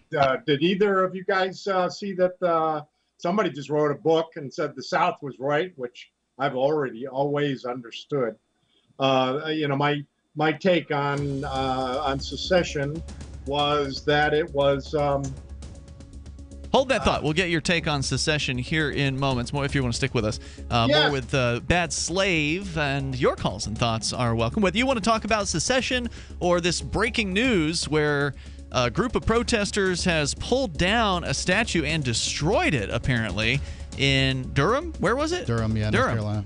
More coming up here in moments. 855-450 free. Have you ever thought about mining Bitcoin? Did the costs, constant equipment upgrades, and maintenance scare you off? Do you want to make Bitcoin every day in the same mining pool that Ian and I do? Pool.bitcoin.com. There's a 100% uptime guarantee. The website's easy to use, and you can calculate what you're going to make right there on the website at pool.bitcoin.com. Help steer Bitcoin towards the liberating currency that Satoshi Nakamoto meant it to be. I'm not just making money at pool.bitcoin.com. I'm doing activism while I sleep. Pool.bitcoin.com. What's more profitable, running your business or doing bookkeeping? Doing your business, of course, but you want to keep your books so that you can maximize your tax savings, right? What if I told you that there's a person that's a bookkeeper, accountant, and law school graduate that's also a hardcore libertarian? My name is Melanie Johnson, and I hate the state. I will aggressively help you to minimize your tax exposure and maximize profits, all while staying within the law. Melanie's your best choice for your taxes and bookkeeping needs. Go to tax.freetalklive.com and check out our website, tax.freetalklive.com.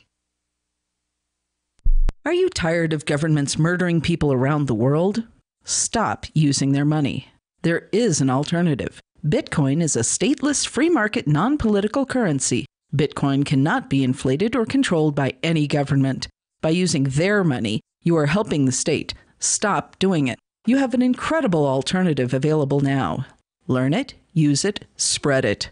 Get started with Bitcoin at bitcoin.com. That's bitcoin.com. Here's a chance to do a little activism while you're cruising Facebook, Twitter, or Google+. Between the LOL cats, the recipes, the hot girls, and the inspirational sunrise memes, Free Talk Live's posts pass by your newsfeed. Like them, comment. It gives us more exposure. If you don't see our posts, click like at facebook.freetalklive.com and then hover over it to click Get Notifications. It's an easy way to spread the ideas of liberty a bit further. I know you're busy, but you can spare that 1/10 of a calorie it takes to click on something. facebook.freetalklive.com. You're listening to the live edition of Free Talk Live. Hour number 3 is next after the news here on the Liberty Radio Network at LRN.FM. From Keene in the Shire, the Liberty Media capital of the world, this is Daryl W. Perry, host of FPP Radio News for Sunday, August 13th, 2017. Silver is trading at $17.10 per ounce. Gold is valued at $1,290 per ounce. Bitcoin is trading at 4.1 cents, and the average price of Bitcoin is $3,954.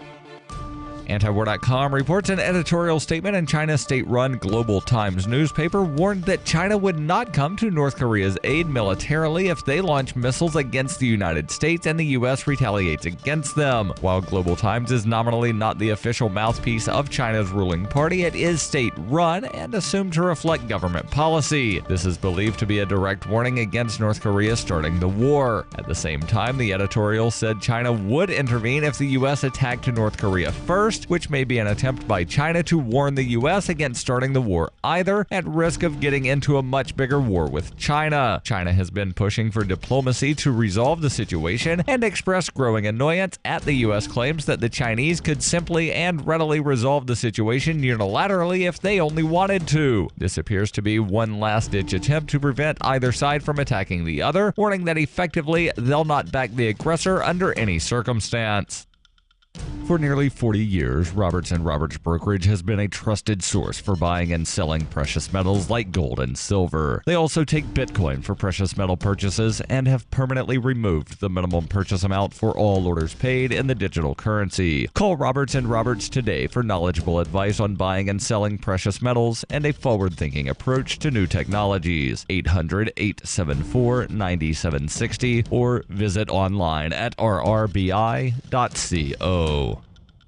Reuters reports at least one person died and 30 were injured in a day of clashes between white nationalists and counter-protesters in Virginia on Saturday, with the state's governor blaming the neo-Nazis for sparking the violence and demanding they go home. Federal officials said 2 people also died when a Virginia State Police helicopter crashed near the site of the violence in Charlottesville. It was not clear if the crash was related to the outbreak of clashes in the Southern College town, where protesters fought hundreds of white supremacists trying to halt the planned removal of a Confederate statue from a park. Virginia Governor Terry McAuliffe declared an emergency and halted a white nationalist rally while President Donald Trump condemned the violence. Virginia Governor Terry McAuliffe told a news conference, "I have a message to all the white supremacists and Nazis who came to Charlottesville. Our message is plain and simple. Go home. You are not wanted in this great Commonwealth. Shame on you." The clashes highlight how the white supremacist movement has resurfaced under the alt-right banner after years in the shadows of mainstream American politics. Trump said many sides were involved in the Charlottesville incidents, drawing fire for not specifically denouncing the far right. Trump told reporters at his New Jersey golf course, "We're closely following the terrible events unfolding in Charlottesville, Virginia," adding, "We condemn in the strongest possible terms this egregious display of hatred, bigotry, and violence on many sides." A 32-year-old woman died when a car slammed into a crowd in Charlottesville, home of the University of Virginia. 5 people suffered critical injuries and 4 had serious injuries from the car strike, according to the University of Virginia health system. Video on social media and captured by Reuters photographers showed a car slamming into a large group of what appeared to be counter-protesters, sending some flying into the air. The driver of the car, an unidentified man as of late Saturday, had been taken into custody, and according to Charlottesville Police Chief Al Thomas, the incident is being treated as a homicide. The car incident occurred after clashes nearby that injured 15 people and were marked by fistfights, rocks being hurled, and the use of pepper spray. The fighting broke out in the city's downtown when hundreds of people, some wearing white nationalist symbols and carrying Confederate battle flags, were confronted by a nearly equal number of counter-protesters. The Charlottesville City Council voted unanimously to allow the police chief to declare a curfew. The confrontation was a stark reminder of the growing political polarization that has intensified since Trump's election last year. On Saturday afternoon, a silver sedan driving at high speed plowed into the crowd before reversing along the same street. The incident took place about 2 blocks from the park that houses the statue of Robert E. Lee, who headed the Confederate Army during the war between the states. Witnesses said it looked like the driver intended to mow people down. About 24 people were arrested in Charlottesville in July when the KKK rally against the proposed removal of the Lee statue. Torch-wielding white nationalists also demonstrated against the decision back in May. You can support FPP Radio by joining the Fans program. To learn more or to join the Fans program, visit fans.fppradio.com. This has been FPP Radio News, online at fppradio.com. In Baltimore, the streets have gotten safer thanks to the success of the new Permanent Daylight Initiative, which aims to prevent crime by illuminating the entire city 24 hours a day using high-powered floodlights. It's just that it's It's so bright all the time, even in the rain. City officials say there have been 0 violent crimes since the start of the program, except for one man who vandalized the light by throwing his body off a building into it. Now let's set our crosshairs on to Mountain View, California, where Gmail servers were down for nearly 2 hours today. In an online statement, the company said, "Tremble before Google. With the mere flip of a switch, we can bring you to your knees." After reestablishing service this afternoon, Google changed its logo and released a statement saying if not appeased with a 20% increase in Google Chrome downloads by the next vernal equinox, they will take back their generous gift unto mankind of colored conversation labeling. All right, you can take off your helmet. You have survived the news blitz. This is the Onion News Network.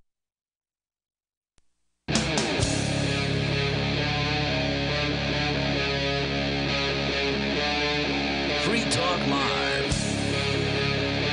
It's Free Talk Live. You dial in toll free and bring up whatever you want. We're launching into the third hour of the program. As always, you're invited here to take control of the airwaves with Ian.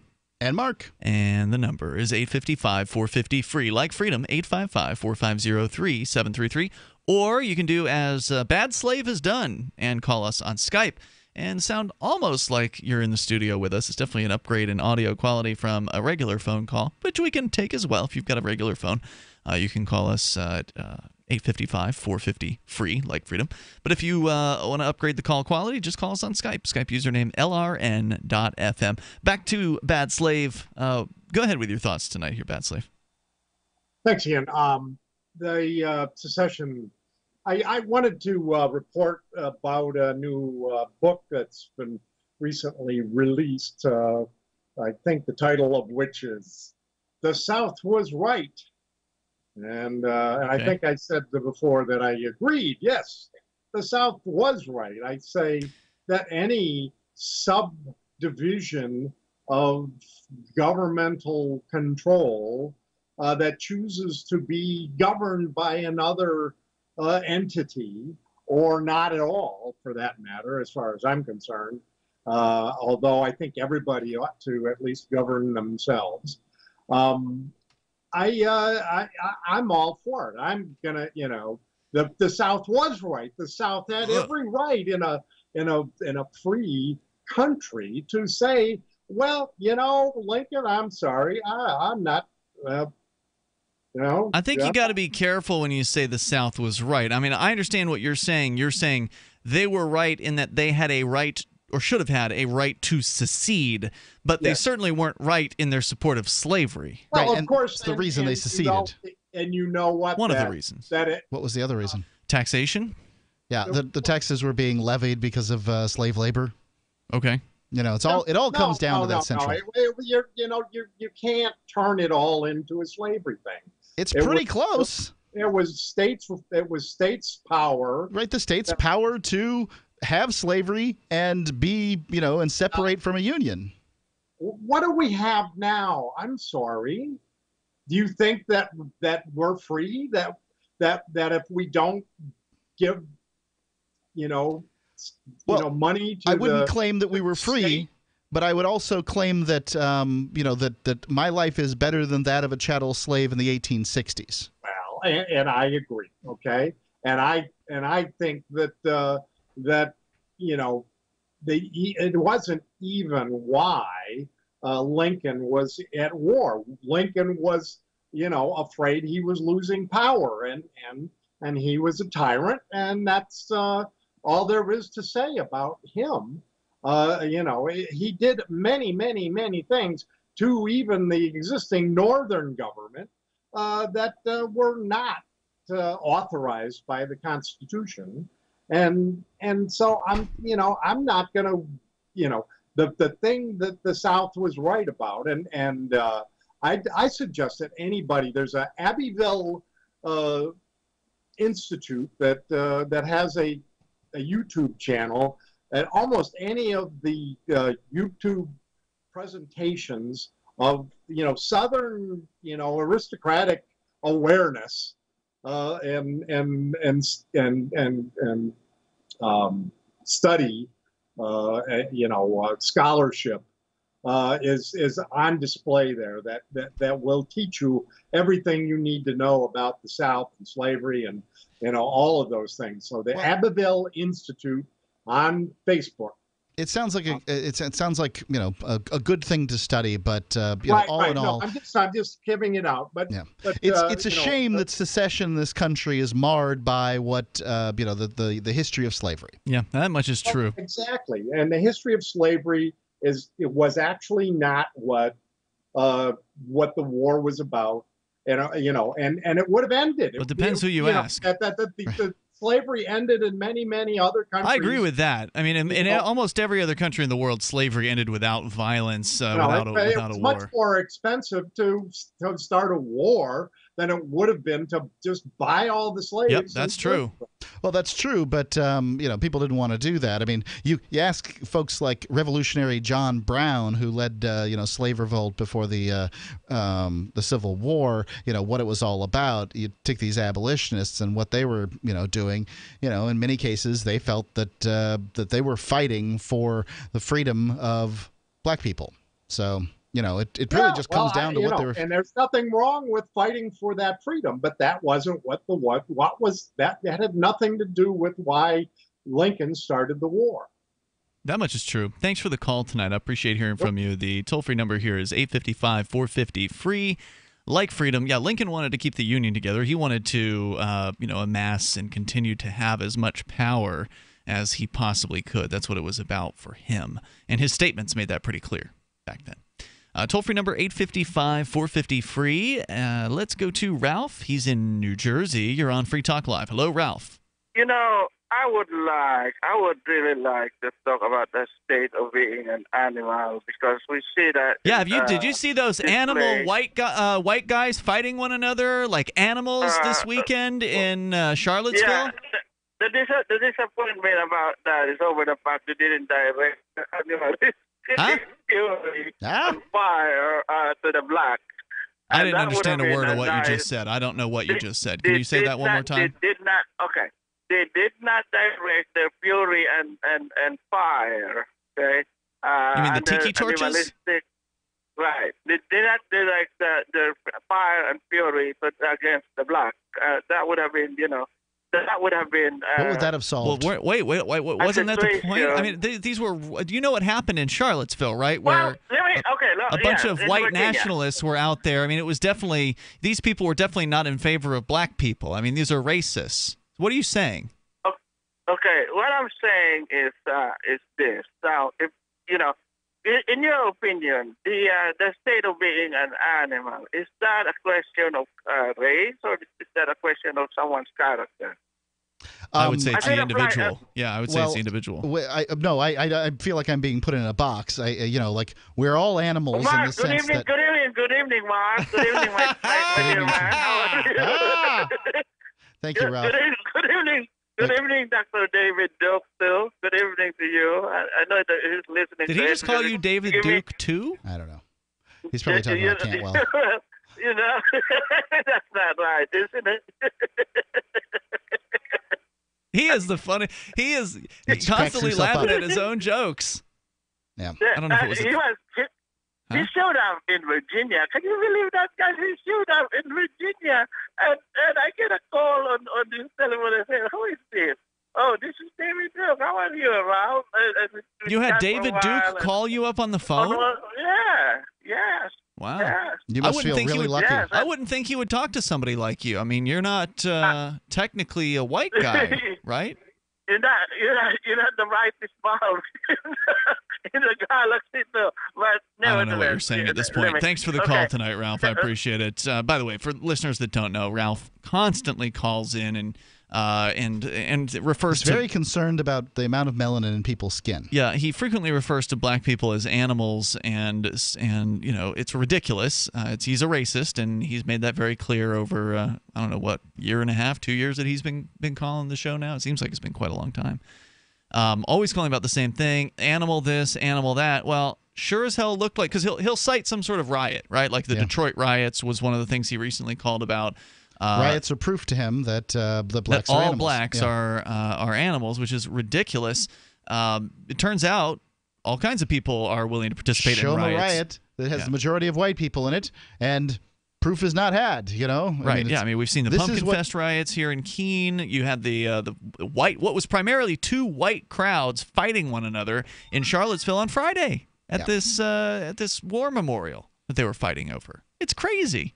It was very animalistic. I mean, a bunch of shrieking monkeys fighting one another, almost all white guys. I mean, I saw a black dude, but I think he was working for one of the news crews because he was just kind of, I think he had a camera in his hands. But, for the most part, just trying to work here. The fight was between a bunch of white people, animalistic white people, the anti-fascists and the right-wing fascist type racist guys, whatever they call themselves, alt-right.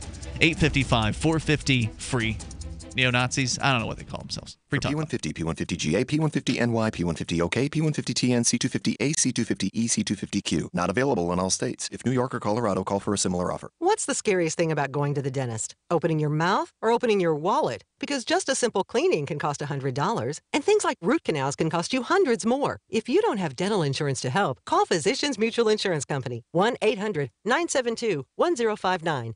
This isn't a discount plan or preventive-only coverage. This is real dental insurance that helps pay for checkups right away. So you can call today and get your teeth cleaned tomorrow. Plus, it helps cover the more expensive procedures you might need down the road. Fillings, crowns, bridges, even costly dentures. There's no deductible and no annual maximum. Your acceptance is guaranteed for one of these insurance policies, even if you're retired. There are no networks, so you can choose any dentist you'd like. Call now for a free information kit with all the details. 1-800-972-1059. That's 1-800-972-1059.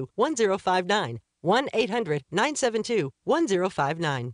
Attention business owners and independent contractors. This is a money-saving message from Tax Mediation Services. If your business owes $20,000 or more in taxes, we can help you today, right now. Listen, dealing with the IRS is no picnic. It's an intimidating and extremely stressful process, and you don't want to go it alone. Our attorneys know every law, every tax break, and every possible opportunity to help you resolve and reduce your tax debt. And if you owe more than $20,000, you may be at the top of their hit list. So don't take your tax debt lightly, because it will not go away on its own. The IRS can seize your bank accounts, your home, and even shut down your business. Call our tax experts today at 1-800-774-3149 and let us deal with the IRS while you focus on your business. That's 1-800-774-3149. Again, that's 800-774-3149. If you're looking for work, or even if you're not, here's an innocent mistake you really want to avoid. Never return calls before listening to your voicemail.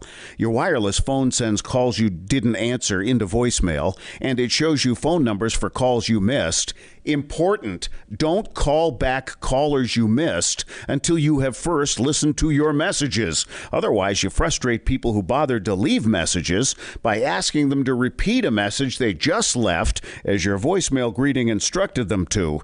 If you're a job applicant, this alone could be a deal killer. And even if you're not, there are few things you can convey to someone that are as fundamentally maddening as, "I didn't hear you." With money and attention so scarce now, effective communication skills have never been more important. For more tips for job seekers and everyone else, hit survivalspeech.com. I'm Holland Cook. So you've heard all 3 hours of the latest episode of Free Talk Live, and you're still hungry for liberty-oriented audio content? Did you know that we have another 24/7 audio stream at LRN.FM? The Liberty Radio Network airs the latest episodes of some of the best liberty-oriented podcasts on the internet around the clock. In addition to recorded content, you'll also hear live shows like Free Talk Live, originating from our Keene, New Hampshire studio. So listen anytime at LRN.FM. That's LRN.FM.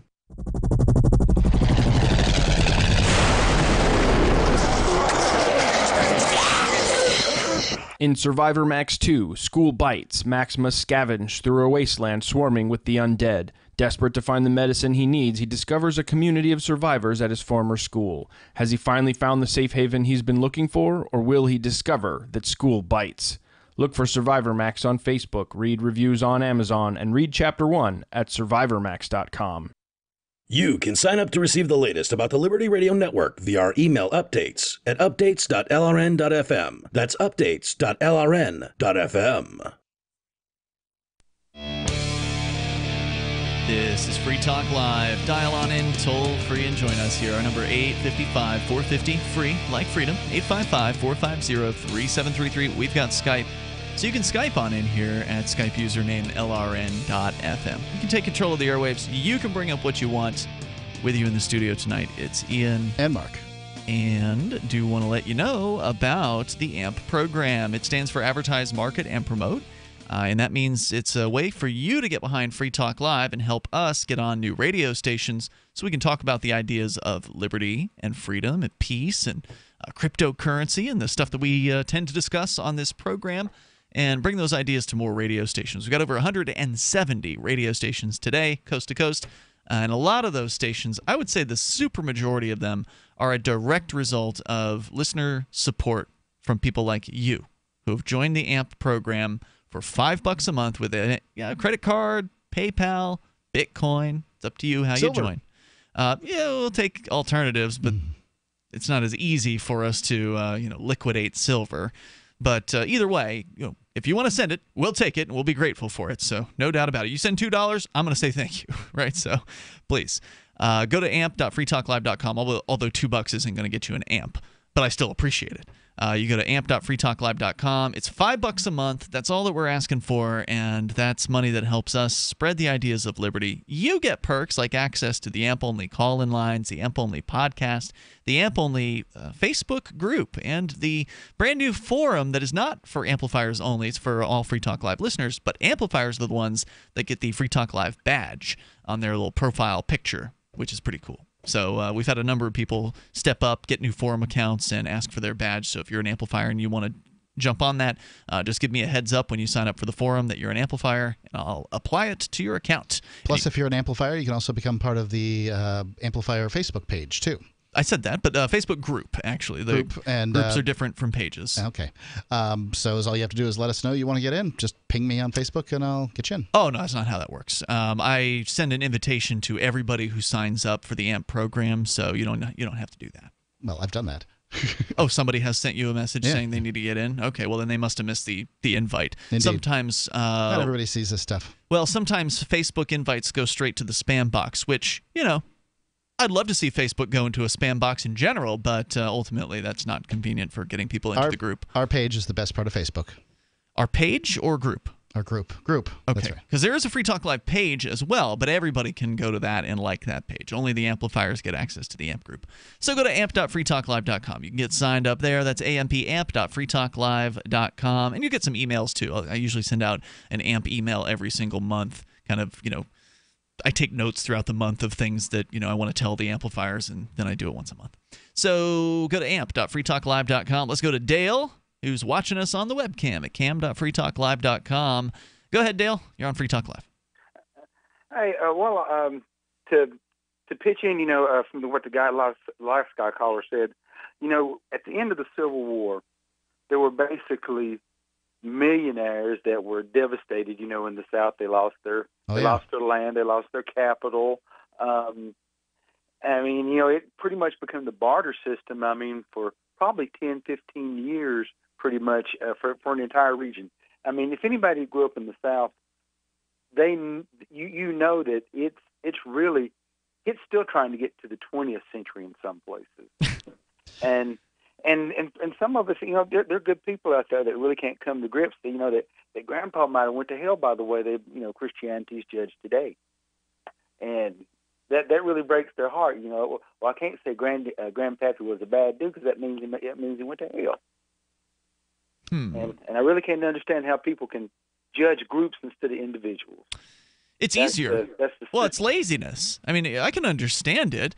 Judging a group is intellectual sloth. It's a way to, not have to make a decision about an individual. It's a way to brush somebody off without getting to know them, without, asking any questions. Just, this person's a part of that group, so therefore, opinion. You don't have to have any kind of real discernment. You don't have to have any, time that you spend trying to figure out whether somebody's a good person or not. You just write them off.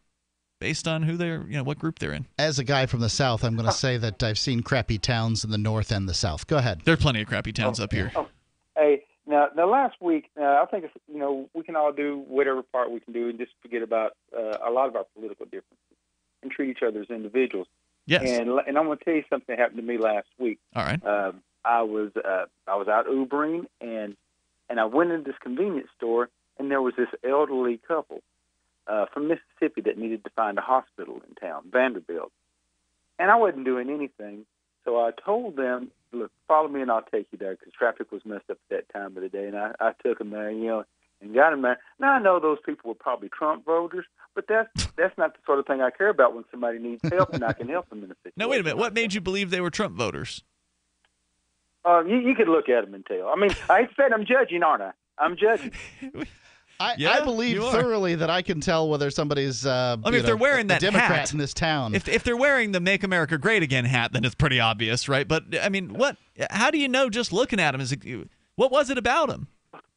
Well, there were elderly people from Mississippi. I mean, 80% of the people from Mississippi voted for him. Okay. So, all right. Chances are he's right. Fair enough. If they're elderly people from Mississippi, the chances are good that he's correct. All right. But they needed to get to the hospital because their brother-in-law was having some type of surgery, and they would have never found it. Or they'd have found it, but I had to tell them all these different things and put additional stress on them, like getting through traffic and all that.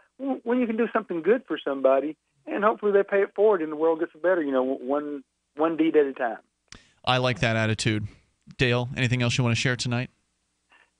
Well, God bless America and let everybody wake up in the morning. Thanks for the call. I appreciate hearing from you. Bye-bye. The toll-free number is 855-450-FREE, like freedom, 855-450-3733. Wish as hard as you want. That's not going to get everybody up in the morning.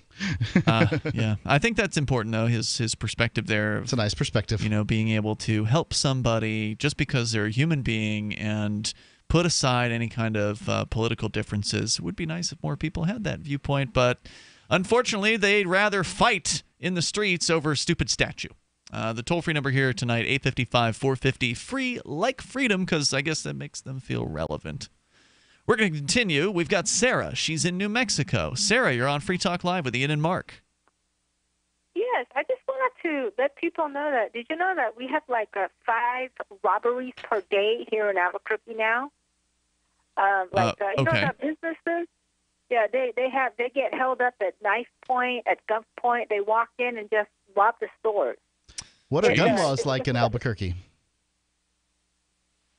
You know what? I do not know what the gun law is. I do not know. Because I don't own a gun. I never paid attention to it. Well, if you get your store robbed, you're all of a sudden going to pay real close attention to the idea of having a weapon to defend yourself. In all likelihood. Well, you know what? I was listening to the show, and they actually have a private police company. Hold on, wait a minute. Wait a minute. You were listening to what show? Like an afternoon show? Okay. Like a local For a moment there, I station? thought you were actually listening to our show, because that would be really cool. Hey, thanks for the call tonight, Sarah. I appreciate it. Toll-free number here, 855-450-FREE, 855-450-3733. She doesn't know how to do the internet, so she, unless we're on Kiva at the moment, and we're not on every hour of the show out there in Albuquerque, she can't listen. No, not that she even tries. I don't get the she's impression just a she ever chronic does, caller. More coming up here in moments. You can bring up whatever you want. Walmart versus Amazon on the way. Hi, this is Ted Anderson. I'm here to tell you about GCNtelecare.com, a team of board-certified doctors assisting you 24 hours a day, 7 days a week, 365 days a year. Within 15 minutes of registration, care your family can afford. Revolutionizing the healthcare industry, virtual consulting providing diagnosis of non-emergency medical issues by phone or secure video on computer or smart mobile devices. GCNtelecare.com. Virtual care anywhere. Welcome aboard. Your new science fiction adventure is ready to launch. Discover an amazing journey at GalaxyQuestBooks.com. Start a new sci-fi adventure with the Guardian series, a classic sci-fi mystery that starts 500 years in the future. From author D. Arthur Gussner. Series available from Barnes & Noble or Amazon as paperback or ebooks. GalaxyQuestBooks.com, where the adventure begins. Free Talk Live. The DEA doesn't dabble with users. They go after the big dogs. Yeah, and I'm certain they have dabbled with users, and they would if they thought they could The get DEA? something. They would if they thought they could get somewhere with it. Maybe a user who's snorting 3 pounds a week, something where they could actually connect to a player. Yeah. But most users are just buying from other users. I mean, in the cocaine world, when you are a user, you've got to support your habit somehow. Right. And if you're not willing to go and knock over convenience stores and break into people's cars and hurt people to get the cash for your habit, then the only other choice for you, if you're not wealthy, is to sell cocaine to others. Right. And so most people will go and pick up whatever amount of coke they do, and then they'll sell to certain specific people who are their friends. Like he was saying, he was selling to his neighbor across the street. The DEA is not going to mess with that. Free Talk Live, 7 nights a week from 7 to 10 Eastern, live on the Liberty Radio Network at LRN.FM. I love My Magic Mud. I drink a lot of coffee. I had stains on my teeth. Then I found My Magic Mud, and I was told it would remove stains. So I paid attention when I brushed the first time. My Magic Mud is black tooth powder, and the difference it made in my teeth in one application was noticeable. With 4, my teeth were as white as you normal folks out there. Please go to mymagicmud.com and buy a jar. There's 150 applications for $25. You can use Bitcoin, mymagicmud.com. LRN.FM is proud to announce our official listening apps for Android and iOS devices. Now you can easily tune into our streams anywhere, anytime on your smartphone or tablet. Just visit apps.lrn.fm or search for LRN.FM in the Android or Apple app stores. Please download, rate us 5 stars, then share the link on your social media and let your friends and family know how you're listening to LRN.FM. Download it now, free at apps.lrn.fm. Is spreading the message of liberty, cryptocurrency, and peace around the globe worth $2 per month to you? As you may already know, in addition to our internet feed, LRN.FM broadcasts on free-to-air satellite across North and Central America, as well as Sub-Saharan Africa. And we've been available on satellite for free 24/7 since 2010. The LRN.FM free-to-air satellite signal is reaching some of the most oppressive regimes in the world, and there's no doubt our ideas are making an impact. You can learn more about the channel's impact by watching the 3-minute video at fund.lrn.fm. If you'd like to help free minds globally with our ideas of liberty, cryptocurrency, and peace, you can donate as little as $2 per month via fund.lrn.fm. You can help us continue and expand our satellite broadcast to multiple continents. Visit fund.lrn.fm today, and thank you for your help. Don't forget to share the link on social media. That's fund.lrn.fm. What's up next? Visit the Liberty Radio Network program guide to find out at shows.lrn.fm. That's shows.lrn.fm.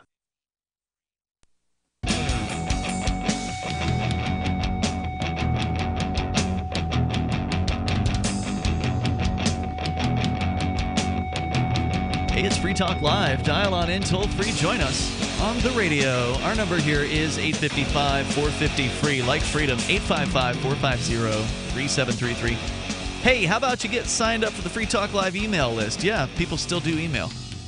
I like it, actually. Email is a good way to keep things orderly. I do, too. I use it as my to-do list, basically. Pretty much. Yeah, pretty much. If I need something, I need to do something, I just tell people, look, email that to me. Yeah, I'm a little notorious for being behind on them, but that's it's a good way for us to get the news out to you about what's going on. Because if we post it on Facebook, you're never going to see it.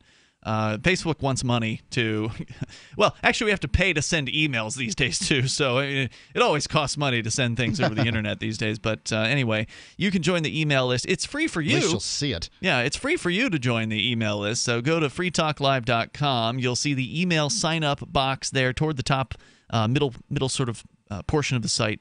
So go to freetalklive.com and please get signed up there. We'll send you an email about once a week. Usually I do it on the weekend. This weekend, I didn't get a chance to hammer it out until early this morning. So I'll do it when I get the chance. Appreciate everybody who signed up for it, though, over at freetalklive.com. So Walmart, they are in the headlines here from businessinsider.com. Remember last year, Mark, we talked about the Amazon Go, which is the technology that they're testing in a few different markets, big cities. I think it was like Seattle. I forget the where it was, but I think it was like Washington or Seattle. Anyway, they're testing this store where you walk in and you have to have an Amazon account. You have to have a smartphone. So if you don't have either of those two things, sorry, you can't go shopping at this location, which is interesting, right? They'll have a little door that would open when some you go kind of a turnstile or something, I believe, is what they were using. And it's interesting because, that's automatically cutting out their potential customers, right? So Sure. You have to have an Amazon account and you have to have a smartphone. So you've whittled down already to that. You also have to have a credit card. I don't know what the percentage of people that have a smartphone is, but I'm going to guess it's something getting close to 75%. As far as adults, yeah, it's high for sure. There's no doubt about it. And what percentage of people have Amazon accounts? Probably not as high. I'm actually always surprised by how many people I'll run into who've never shopped on Amazon. I mean, to me, it's just like, I don't know if I necessarily believe them either. Why would someone say they haven't if they? Why do they say they don't have an email address? Because they just don't want to talk about whatever their habits are. Yeah, but it's usually somebody that I'm not talking about like a stranger. I'm talking about somebody who I've had some rapport with to where they've no reason to just blow off that conversation. They probably don't know everything they've bought on Amazon.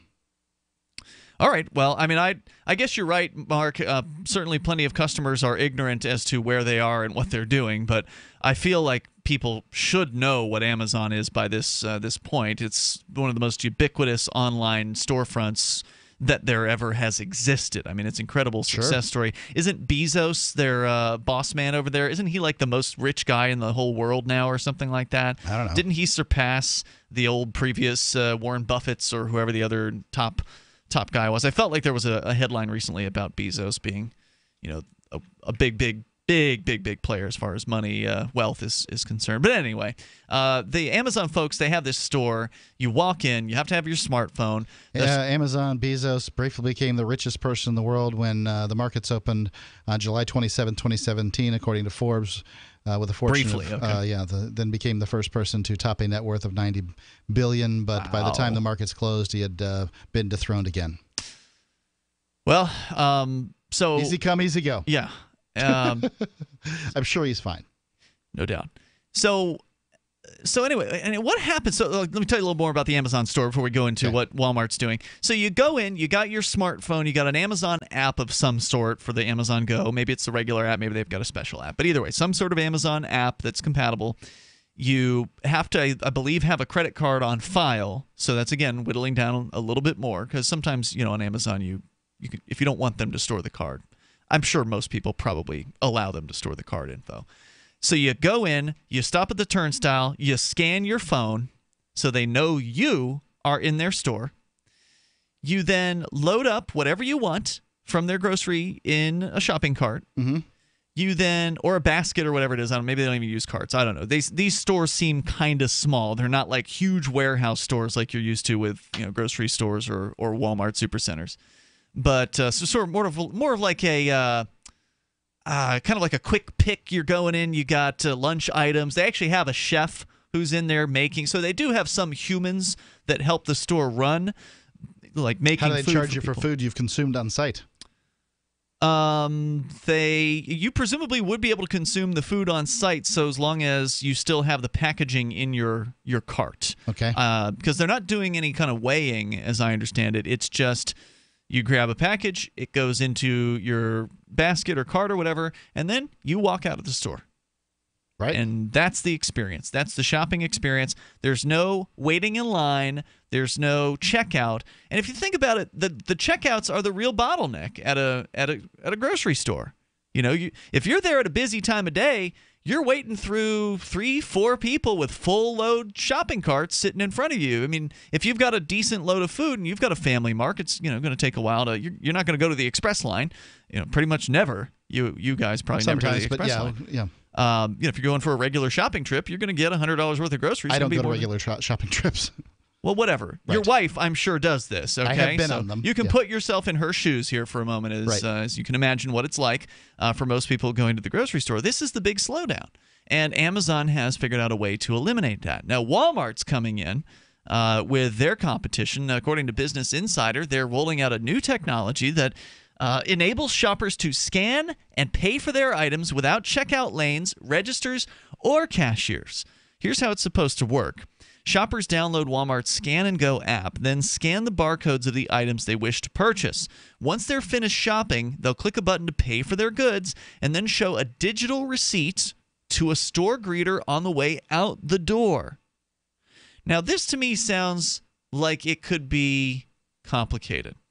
Because with Amazon, only Amazon customers with a smartphone get into the store in the first place. With Walmart, they got to let everybody in. That's their business model. They're not going to cut it out to everybody with a smartphone. They're not going to cut out, the average person who just wants to walk in there and grab some beef jerky and soda or whatever and pay cash and leave. They're not going to do that. Right. So I don't know about you, but I've never really gotten the feel that the greeters at Walmart are, let's say, loss control professionals. They're just usually older folks who are taking care of the carts, or they're waving at people, or in some cases they're a little mentally challenged. It's looked like at some of the Walmarts, which is very nice of Walmart to hire those folks. But I don't, really think that maybe they're going to put some professional loss control people at the front of the stores to do these jobs of checking people's receipt. But it seems like, are they going to trust the customers? Because if you got a whole bunch of stuff in your cart, if you've got 100 items or 50 items or something like that of food items or whatever that's in the cart, and you're like, yeah, I scanned all of this, except you didn't. So it's not like an RFID chips kind of scan? That's not what it seems like. No, they're asking their customer to do the scanning for them. Now, you've seen the self-checkouts, right? You know how those work. Sure. With the self-checkouts, which Walmart has and like most of the major grocery stores have, they're checking you by weighing the product at the self-checkout. Right. So what I don't understand is how they're going to do this with just a cart. Are they going to put a big scale at the end of, at the door, and you're going to put the cart on the scale? If it's just a cart, it has to be a RFID. Yeah, but then but then why are they having the employee check? Well, they're saying that there's a greeter there and a receipt, right? You're gonna have to show a digital receipt. So on your phone, you would show that to the greeter. I don't know, to make sure that you haven't thrown something like a football to a friend. I'm just trying to speculate here. I can tell you this: nobody's checking my bag. That's not going to happen. I won't play this game.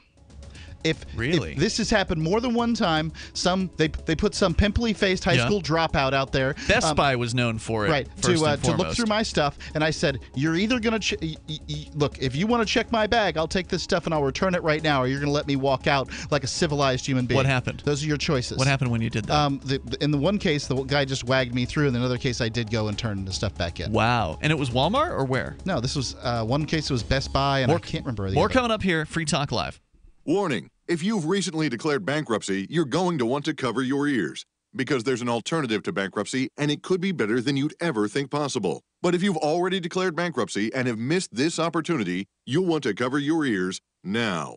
Here it is. Right now, the company that has resolved more credit card debt than anyone in the U.S. may be able to settle your debt too. You could resolve your debt with one low monthly program payment. If you call right now and qualify, Freedom Debt Relief will show you how low your monthly program payment could be for free. Call now, 1-800-660-1581. That's 1-800-660-1581. If you're struggling with debt, this could be your answer. And the bigger your debt, the more money you could save. To find out for free how much of your hard-earned money Freedom Debt Relief could help you save, call now. 1-800-660-1581. 1-800-660-1581. 1-800-660-1581. Do you trust our economy? How about our banking system? Our president has stated we are sitting on a bubble right now, and that when the Fed raises interest rates, bad things are going to happen. Well, the Fed is raising rates here and now. There has never been a better time to turn your IRA or 401k into physical gold or silver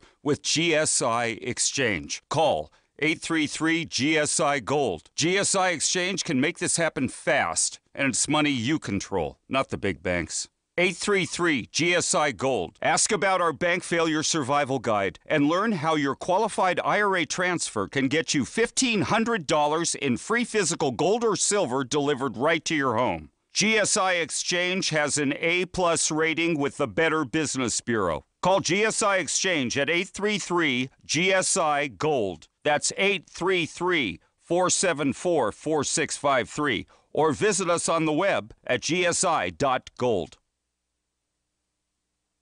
I've been told no in many different ways. I give you an order and you're going to obey it. George, you can go this way. You can't do that and you have to leave here. You cannot bring signs into the rally. Walk with me. Well, I'm comfortable here, actually. Whoa, hey, who do you think you are? Excuse me. There is no video and audio allowed in this office. No, I have work today. This is... You ain't gonna make it. Wait on account. Now. Wait a minute. Holy crap. Whoa. Hey! Oh my God! Unbelievable! Why are you running from me? Because you scared me. What am I being detained for? You're being served. What is this? You're being served. What is this? Bureaucrats have a funny way of telling people no. That's the sound of the men working on the chain. Derek J's Victimless Crime Spree.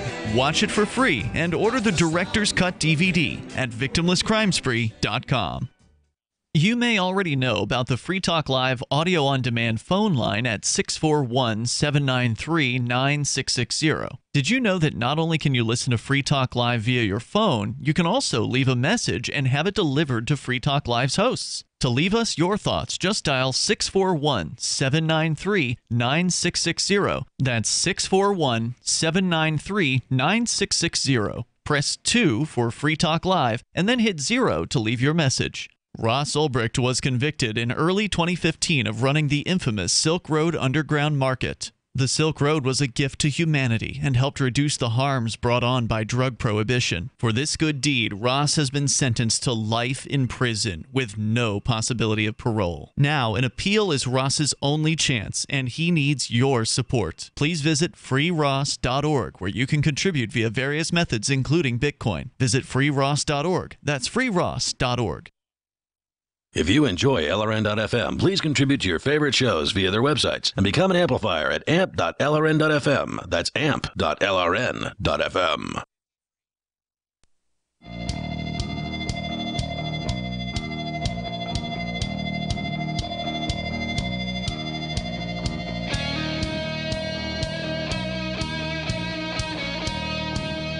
Hey, it's Free Talk Live. You dial toll-free. Join us right here. Our number is 855-450-FREE, like freedom. That's 855-450-3733. We do have Skype, and the Skype username is LRN.FM. With you tonight, it's Ian. And Mark. Also, don't forget, you can join us online over at freetalklive.com. We got all kinds of features on the website. It is completely free, so head on over there, freetalklive.com. And Free Talk Live is brought to you by Derek J's Victimless Crime Spree. If you haven't seen it yet, you ought to check it out. It's coming up on its 5th anniversary. We'll be celebrating that next month, and you can watch it for free anytime you want. Great hour-and-a-half long feature-length documentary film about our friend Derek J. before his days as a Bitcoin entrepreneur, which is what he's doing now, by the way. He's running a Bitcoin shop out in Portsmouth, which only accepts cryptocurrency for payment, which is so awesome.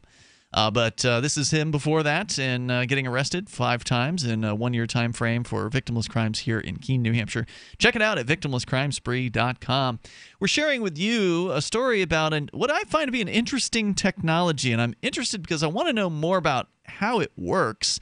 I have yet to really discover. I've looked at a couple different articles about this Walmart Scan and Go that apparently they tried to introduce this a few years ago, but it was too clunky. Customers couldn't figure it out. So they've revamped it, and they're trying it again. And the idea is that as a customer, you can have an app on your phone, and apparently they're going to provide customers with devices. So if you are a customer who does not have a smartphone, you can pick up a device at the front of the store and then put it in your shopping cart and go around, and they actually have modified shopping carts with a little spot for this thing. In the stores that they're testing this technology at, and you go around, you get your stuff, you scan it with this device, and then you go and you can like check out right there in the device. You don't have to go through a checkout line.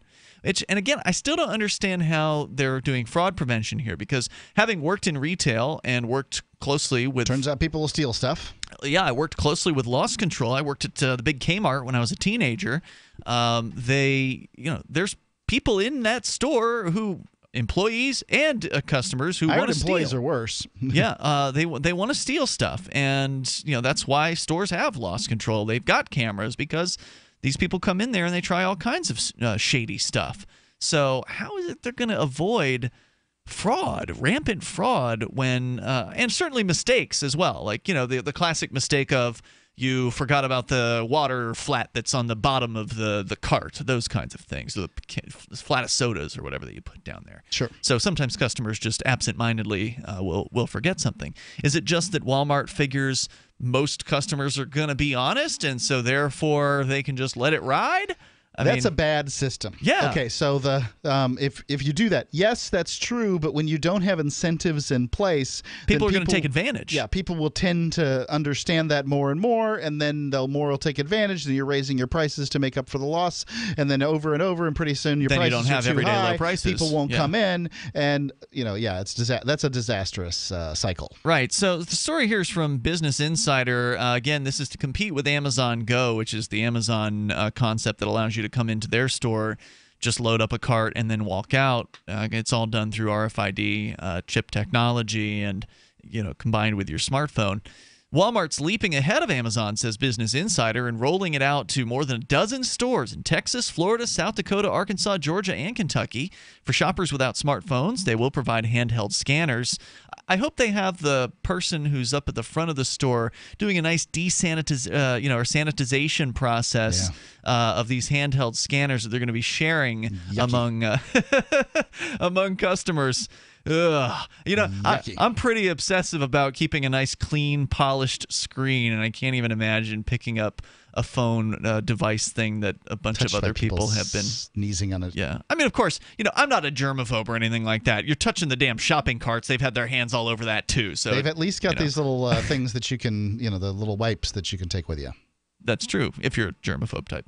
But for shoppers without smartphones, again, they're providing scanners. Stores also have an option for customers who don't want to link up a credit card to their Scan and Go accounts. Those customers can simply click Finish on the app, then report to a self-checkout register where they will then scan a barcode for their total purchase and pay for their goods. So you can still use the registers, but it will take less time because you've already scanned the stuff as you've been putting it in your cart, is the idea. But again, without the checkout register weighing the items, how do they do fraud prevention here? If maybe you've had experience with this, maybe you work for Walmart, let us know. The toll-free number here is 855-450-FREE. Shoppers in Waxahachie.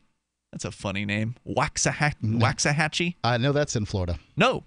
Well, there actually is one in Florida, but this one's in Texas. All right. Are among the first to use the new technology. Maddie Shepard told the Waxahachie Daily Light, quote, "It makes shopping easier because you can actually see what your total is before getting up to the register. You scan, and it'll show your purchases of everything, and then what your total is, so you can keep track of what you're spending, and I think that's cool. It's kind of like the Jetsons," another patron told the Daily Light. And according to the Waxahachie, Texas website here, the Daily Light, actually. According to this, Mandy Ware said about using the new system, "It works fine. I use the self-check line anyway, but I don't think it'll appeal to an older generation because a lady I talked to was like, no, I have a dumb phone, and I'm not picking up that in the store." She says it does appeal more toward the younger generation. Absolutely. Some are concerned about the cashiers, but we're not getting rid of the cashiers. A Walmart spokesperson confirmed some of the customers don't want the technology, so we still have cash registers and cashiers to take care of them. But certainly the job of cashier is one that you're going to see reduced, I think, in the next 10 years. Sure. Quite a bit. Ultimately, we're seeing, the fast food. If you've been on social media in the last couple of years, you're seeing the warnings that fast food cashier checkout job is going to be going the way of the dodo. And who's really going to miss them?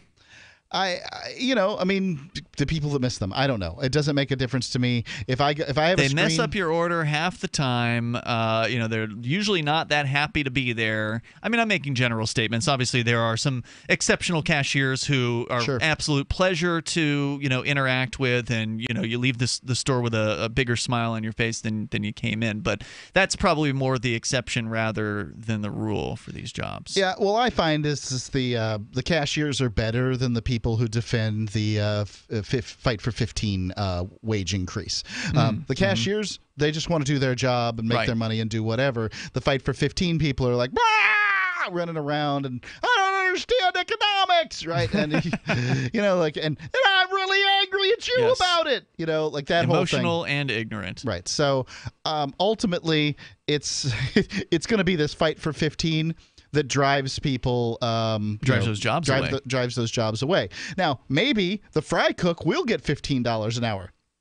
It's just there'll be a third of the employees in the building. Yeah. And I guess they'll mess up your order then.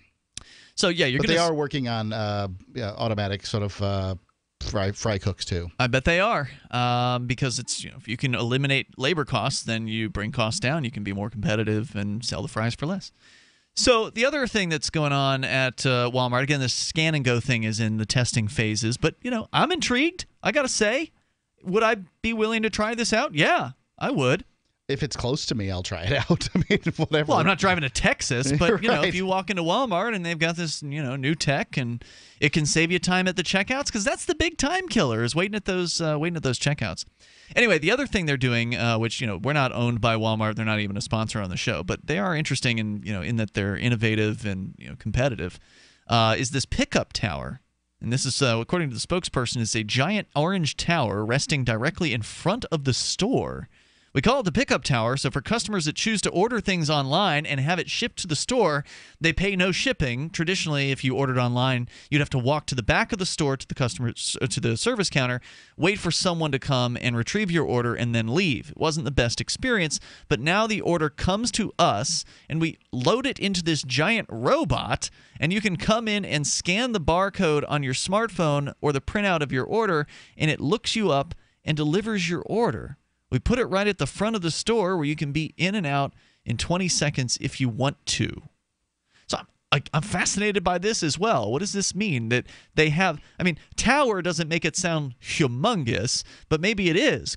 Are they storing all of the pickup items inside this tower and there's a robot picker that goes in and gets it? I don't know, Ian. Yeah. I can tell you that our local grocery store has the ability to order your stuff online. Yep. And in some period of time, you can go in and just pick your stuff up, pay for it and get out. You said your wife was going to try that, did she? She had done it previously, but she did it because they were offering like a $10 off coupon, but she hasn't done it since. What was her experience like?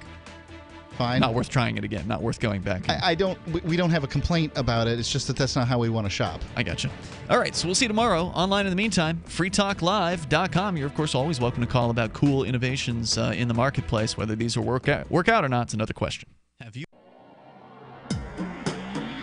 Free Press Publications is an independent, alternative media and publishing company founded in June 2009 with the mission of ensuring a free press for the freedom movement and is committed to spreading the message of peace, freedom, love, and liberty.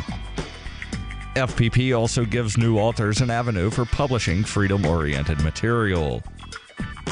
FPP brings you daily news and commentary on the website fpp.cc, as well as a daily 5-minute newscast, FPP Radio News, and weekly news, views, and commentary in the FPP Freedom Minute and Peace, Love, Liberty Radio at fppradio.com, and the monthly newspaper FPP News at news.fpp.cc.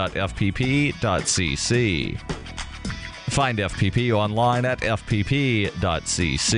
That's fpp.cc, as in Creative Commons. So you've signed the Shire Society Declaration and are planning your move to New Hampshire to be around more liberty-oriented people. Next, sign up for the Shire Society Forum at forum.shiresociety.com. There are a bunch of people there who are already in the Shire, and they want to meet you. If you're already in the Shire physically, you should also come by the forums. Remember, not everyone uses Facebook. New people are signing up for the Shire Society Forum every month, so drop in and say hello at forum.shiresociety.com. There are lots of ways to listen to Free Talk Live. Our podcast has been around since podcasts began, and now the FTL feed is loaded with content besides our full show archives. Did you know that we make it easy for you to customize your podcast subscriptions? We have different feeds, one that includes only our full shows, one with just the Daily Digest, and one with just the Edgington Post. You decide what you listen to. It's quick and easy to customize your feeds at feeds.freetalklive.com. That's feeds.freetalklive.com. The latest episode of Declare Your Independence is next, after the news, here on the Liberty Radio Network, LRN.FM.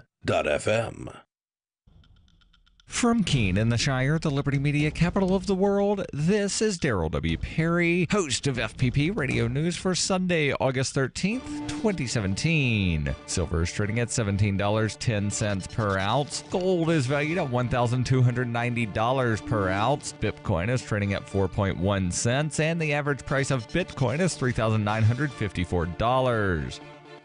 Antiwar.com reports an editorial statement in China's state-run Global Times newspaper warned that China would not come to North Korea's aid militarily if they launch missiles against the United States and the U.S. retaliates against them. While Global Times is nominally not the official mouthpiece of China's ruling party, it is state-run and assumed to reflect government policy. This is believed to be a direct warning against North Korea starting the war. At the same time, the editorial said China would intervene if the U.S. attacked North Korea first, which may be an attempt by China to warn the U.S. against starting the war either, at risk of getting into a much bigger war with China. China has been pushing for diplomacy to resolve the situation and expressed growing annoyance at the U.S. claims that the Chinese could simply and readily resolve the situation unilaterally if they only wanted to. This appears to be one last-ditch attempt to prevent either side from attacking the other, warning that effectively they'll not back the aggressor under any circumstance.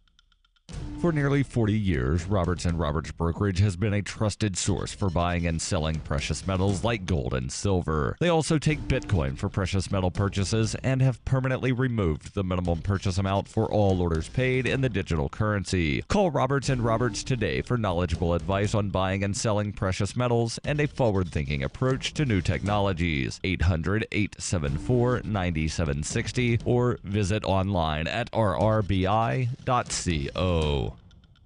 Reuters reports at least one person died and 30 were injured in a day of clashes between white nationalist and counter-protesters in Virginia on Saturday, with the state's governor blaming the neo-Nazis for sparking the violence and demanding they go home. Federal officials said 2 people also died when a Virginia State Police helicopter crashed near the site of the violence in Charlottesville. It was not clear if the crash was related to the outbreak of clashes in the Southern College town, where protesters fought hundreds of white supremacists trying to halt the planned removal of a Confederate statue from a park. Virginia Governor Terry McAuliffe declared an emergency and halted a white nationalist rally while President Donald Trump condemned the violence. Virginia Governor Terry McAuliffe told a news conference, "I have a message to all the white supremacists and Nazis who came to Charlottesville. Our message is plain and simple. Go home. You are not wanted in this great commonwealth. Shame on you." The clashes highlight how the white supremacist movement has resurfaced under the alt-right banner after years in the shadows of mainstream American politics. Trump said many sides were involved in the Charlottesville incidents, drawing fire for not specifically denouncing the far right. Trump told reporters at his New Jersey golf course, "We're closely following the terrible events unfolding in Charlottesville, Virginia," adding, "We condemn in the strongest possible terms this egregious display of hatred, bigotry, and violence on many sides." A 32-year-old woman died when a car slammed into a crowd in Charlottesville, home of the University of Virginia. 5 people suffered critical injuries and 4 had serious injuries from the car strike, according to the University of Virginia health system. Video on social media and captured by Reuters photographers showed a car slamming into a large group of what appeared to be counter-protesters, sending some flying into the air. The driver of the car, an unidentified man as of late Saturday, had been taken into custody, and according to Charlottesville Police Chief Al Thomas, the incident is being treated as a homicide. The car incident occurred after clashes nearby that injured 15 people and were marked by fistfights, rocks being hurled, and the use of pepper spray. The fighting broke out in the city's downtown when hundreds of people, some wearing white nationalist symbols and carrying carrying Confederate battle flags were confronted by a nearly equal number of counter-protesters. The Charlottesville City Council voted unanimously to allow the police chief to declare a curfew. The confrontation was a stark reminder of the growing political polarization that has intensified since Trump's election last year. On Saturday afternoon, a silver sedan driving at high speed plowed into the crowd before reversing along the same street. The incident took place about 2 blocks from the park that houses the statue of Robert E. Lee, who headed the Confederate Army during the war between the states. Witnesses said it looked like the driver intended to mow people down. About 24 people were arrested in Charlottesville in July when the KKK rally against the proposed removal of the Lee statue. Torch-wielding white nationalists also demonstrated against the decision back in May.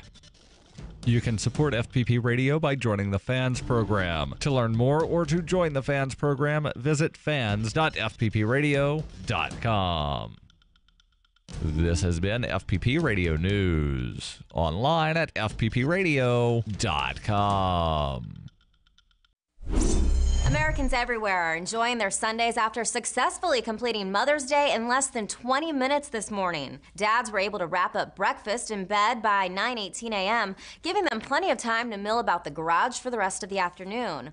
While children who spent a minute and a half this morning hugging their mothers are currently out playing street hockey. And after completely fulfilling their Mother's Day obligations with a store-bought card, teens are now free to leave and spend the day with their friends. The moms, who were quickly and efficiently lavished with cards, flowers, assurances of love, and 7 full minutes of family togetherness, praised the competency with which the holiday was carried out. Oh, it was great. Charles and the kids made me feel completely appreciated, but they ended the holiday before I even got out of bed. Guess I'll go water the plants now.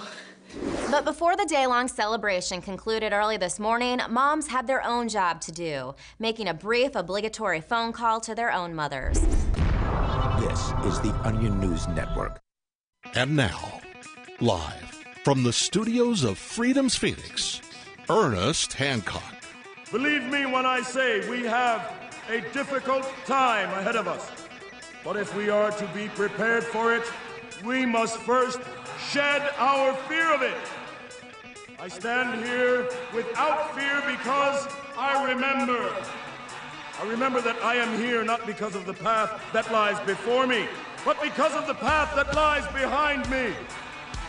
I remember that for 100 years we have fought these machines. And after a century of war, I remember that which matters most. We are still here! Today, let us make them remember.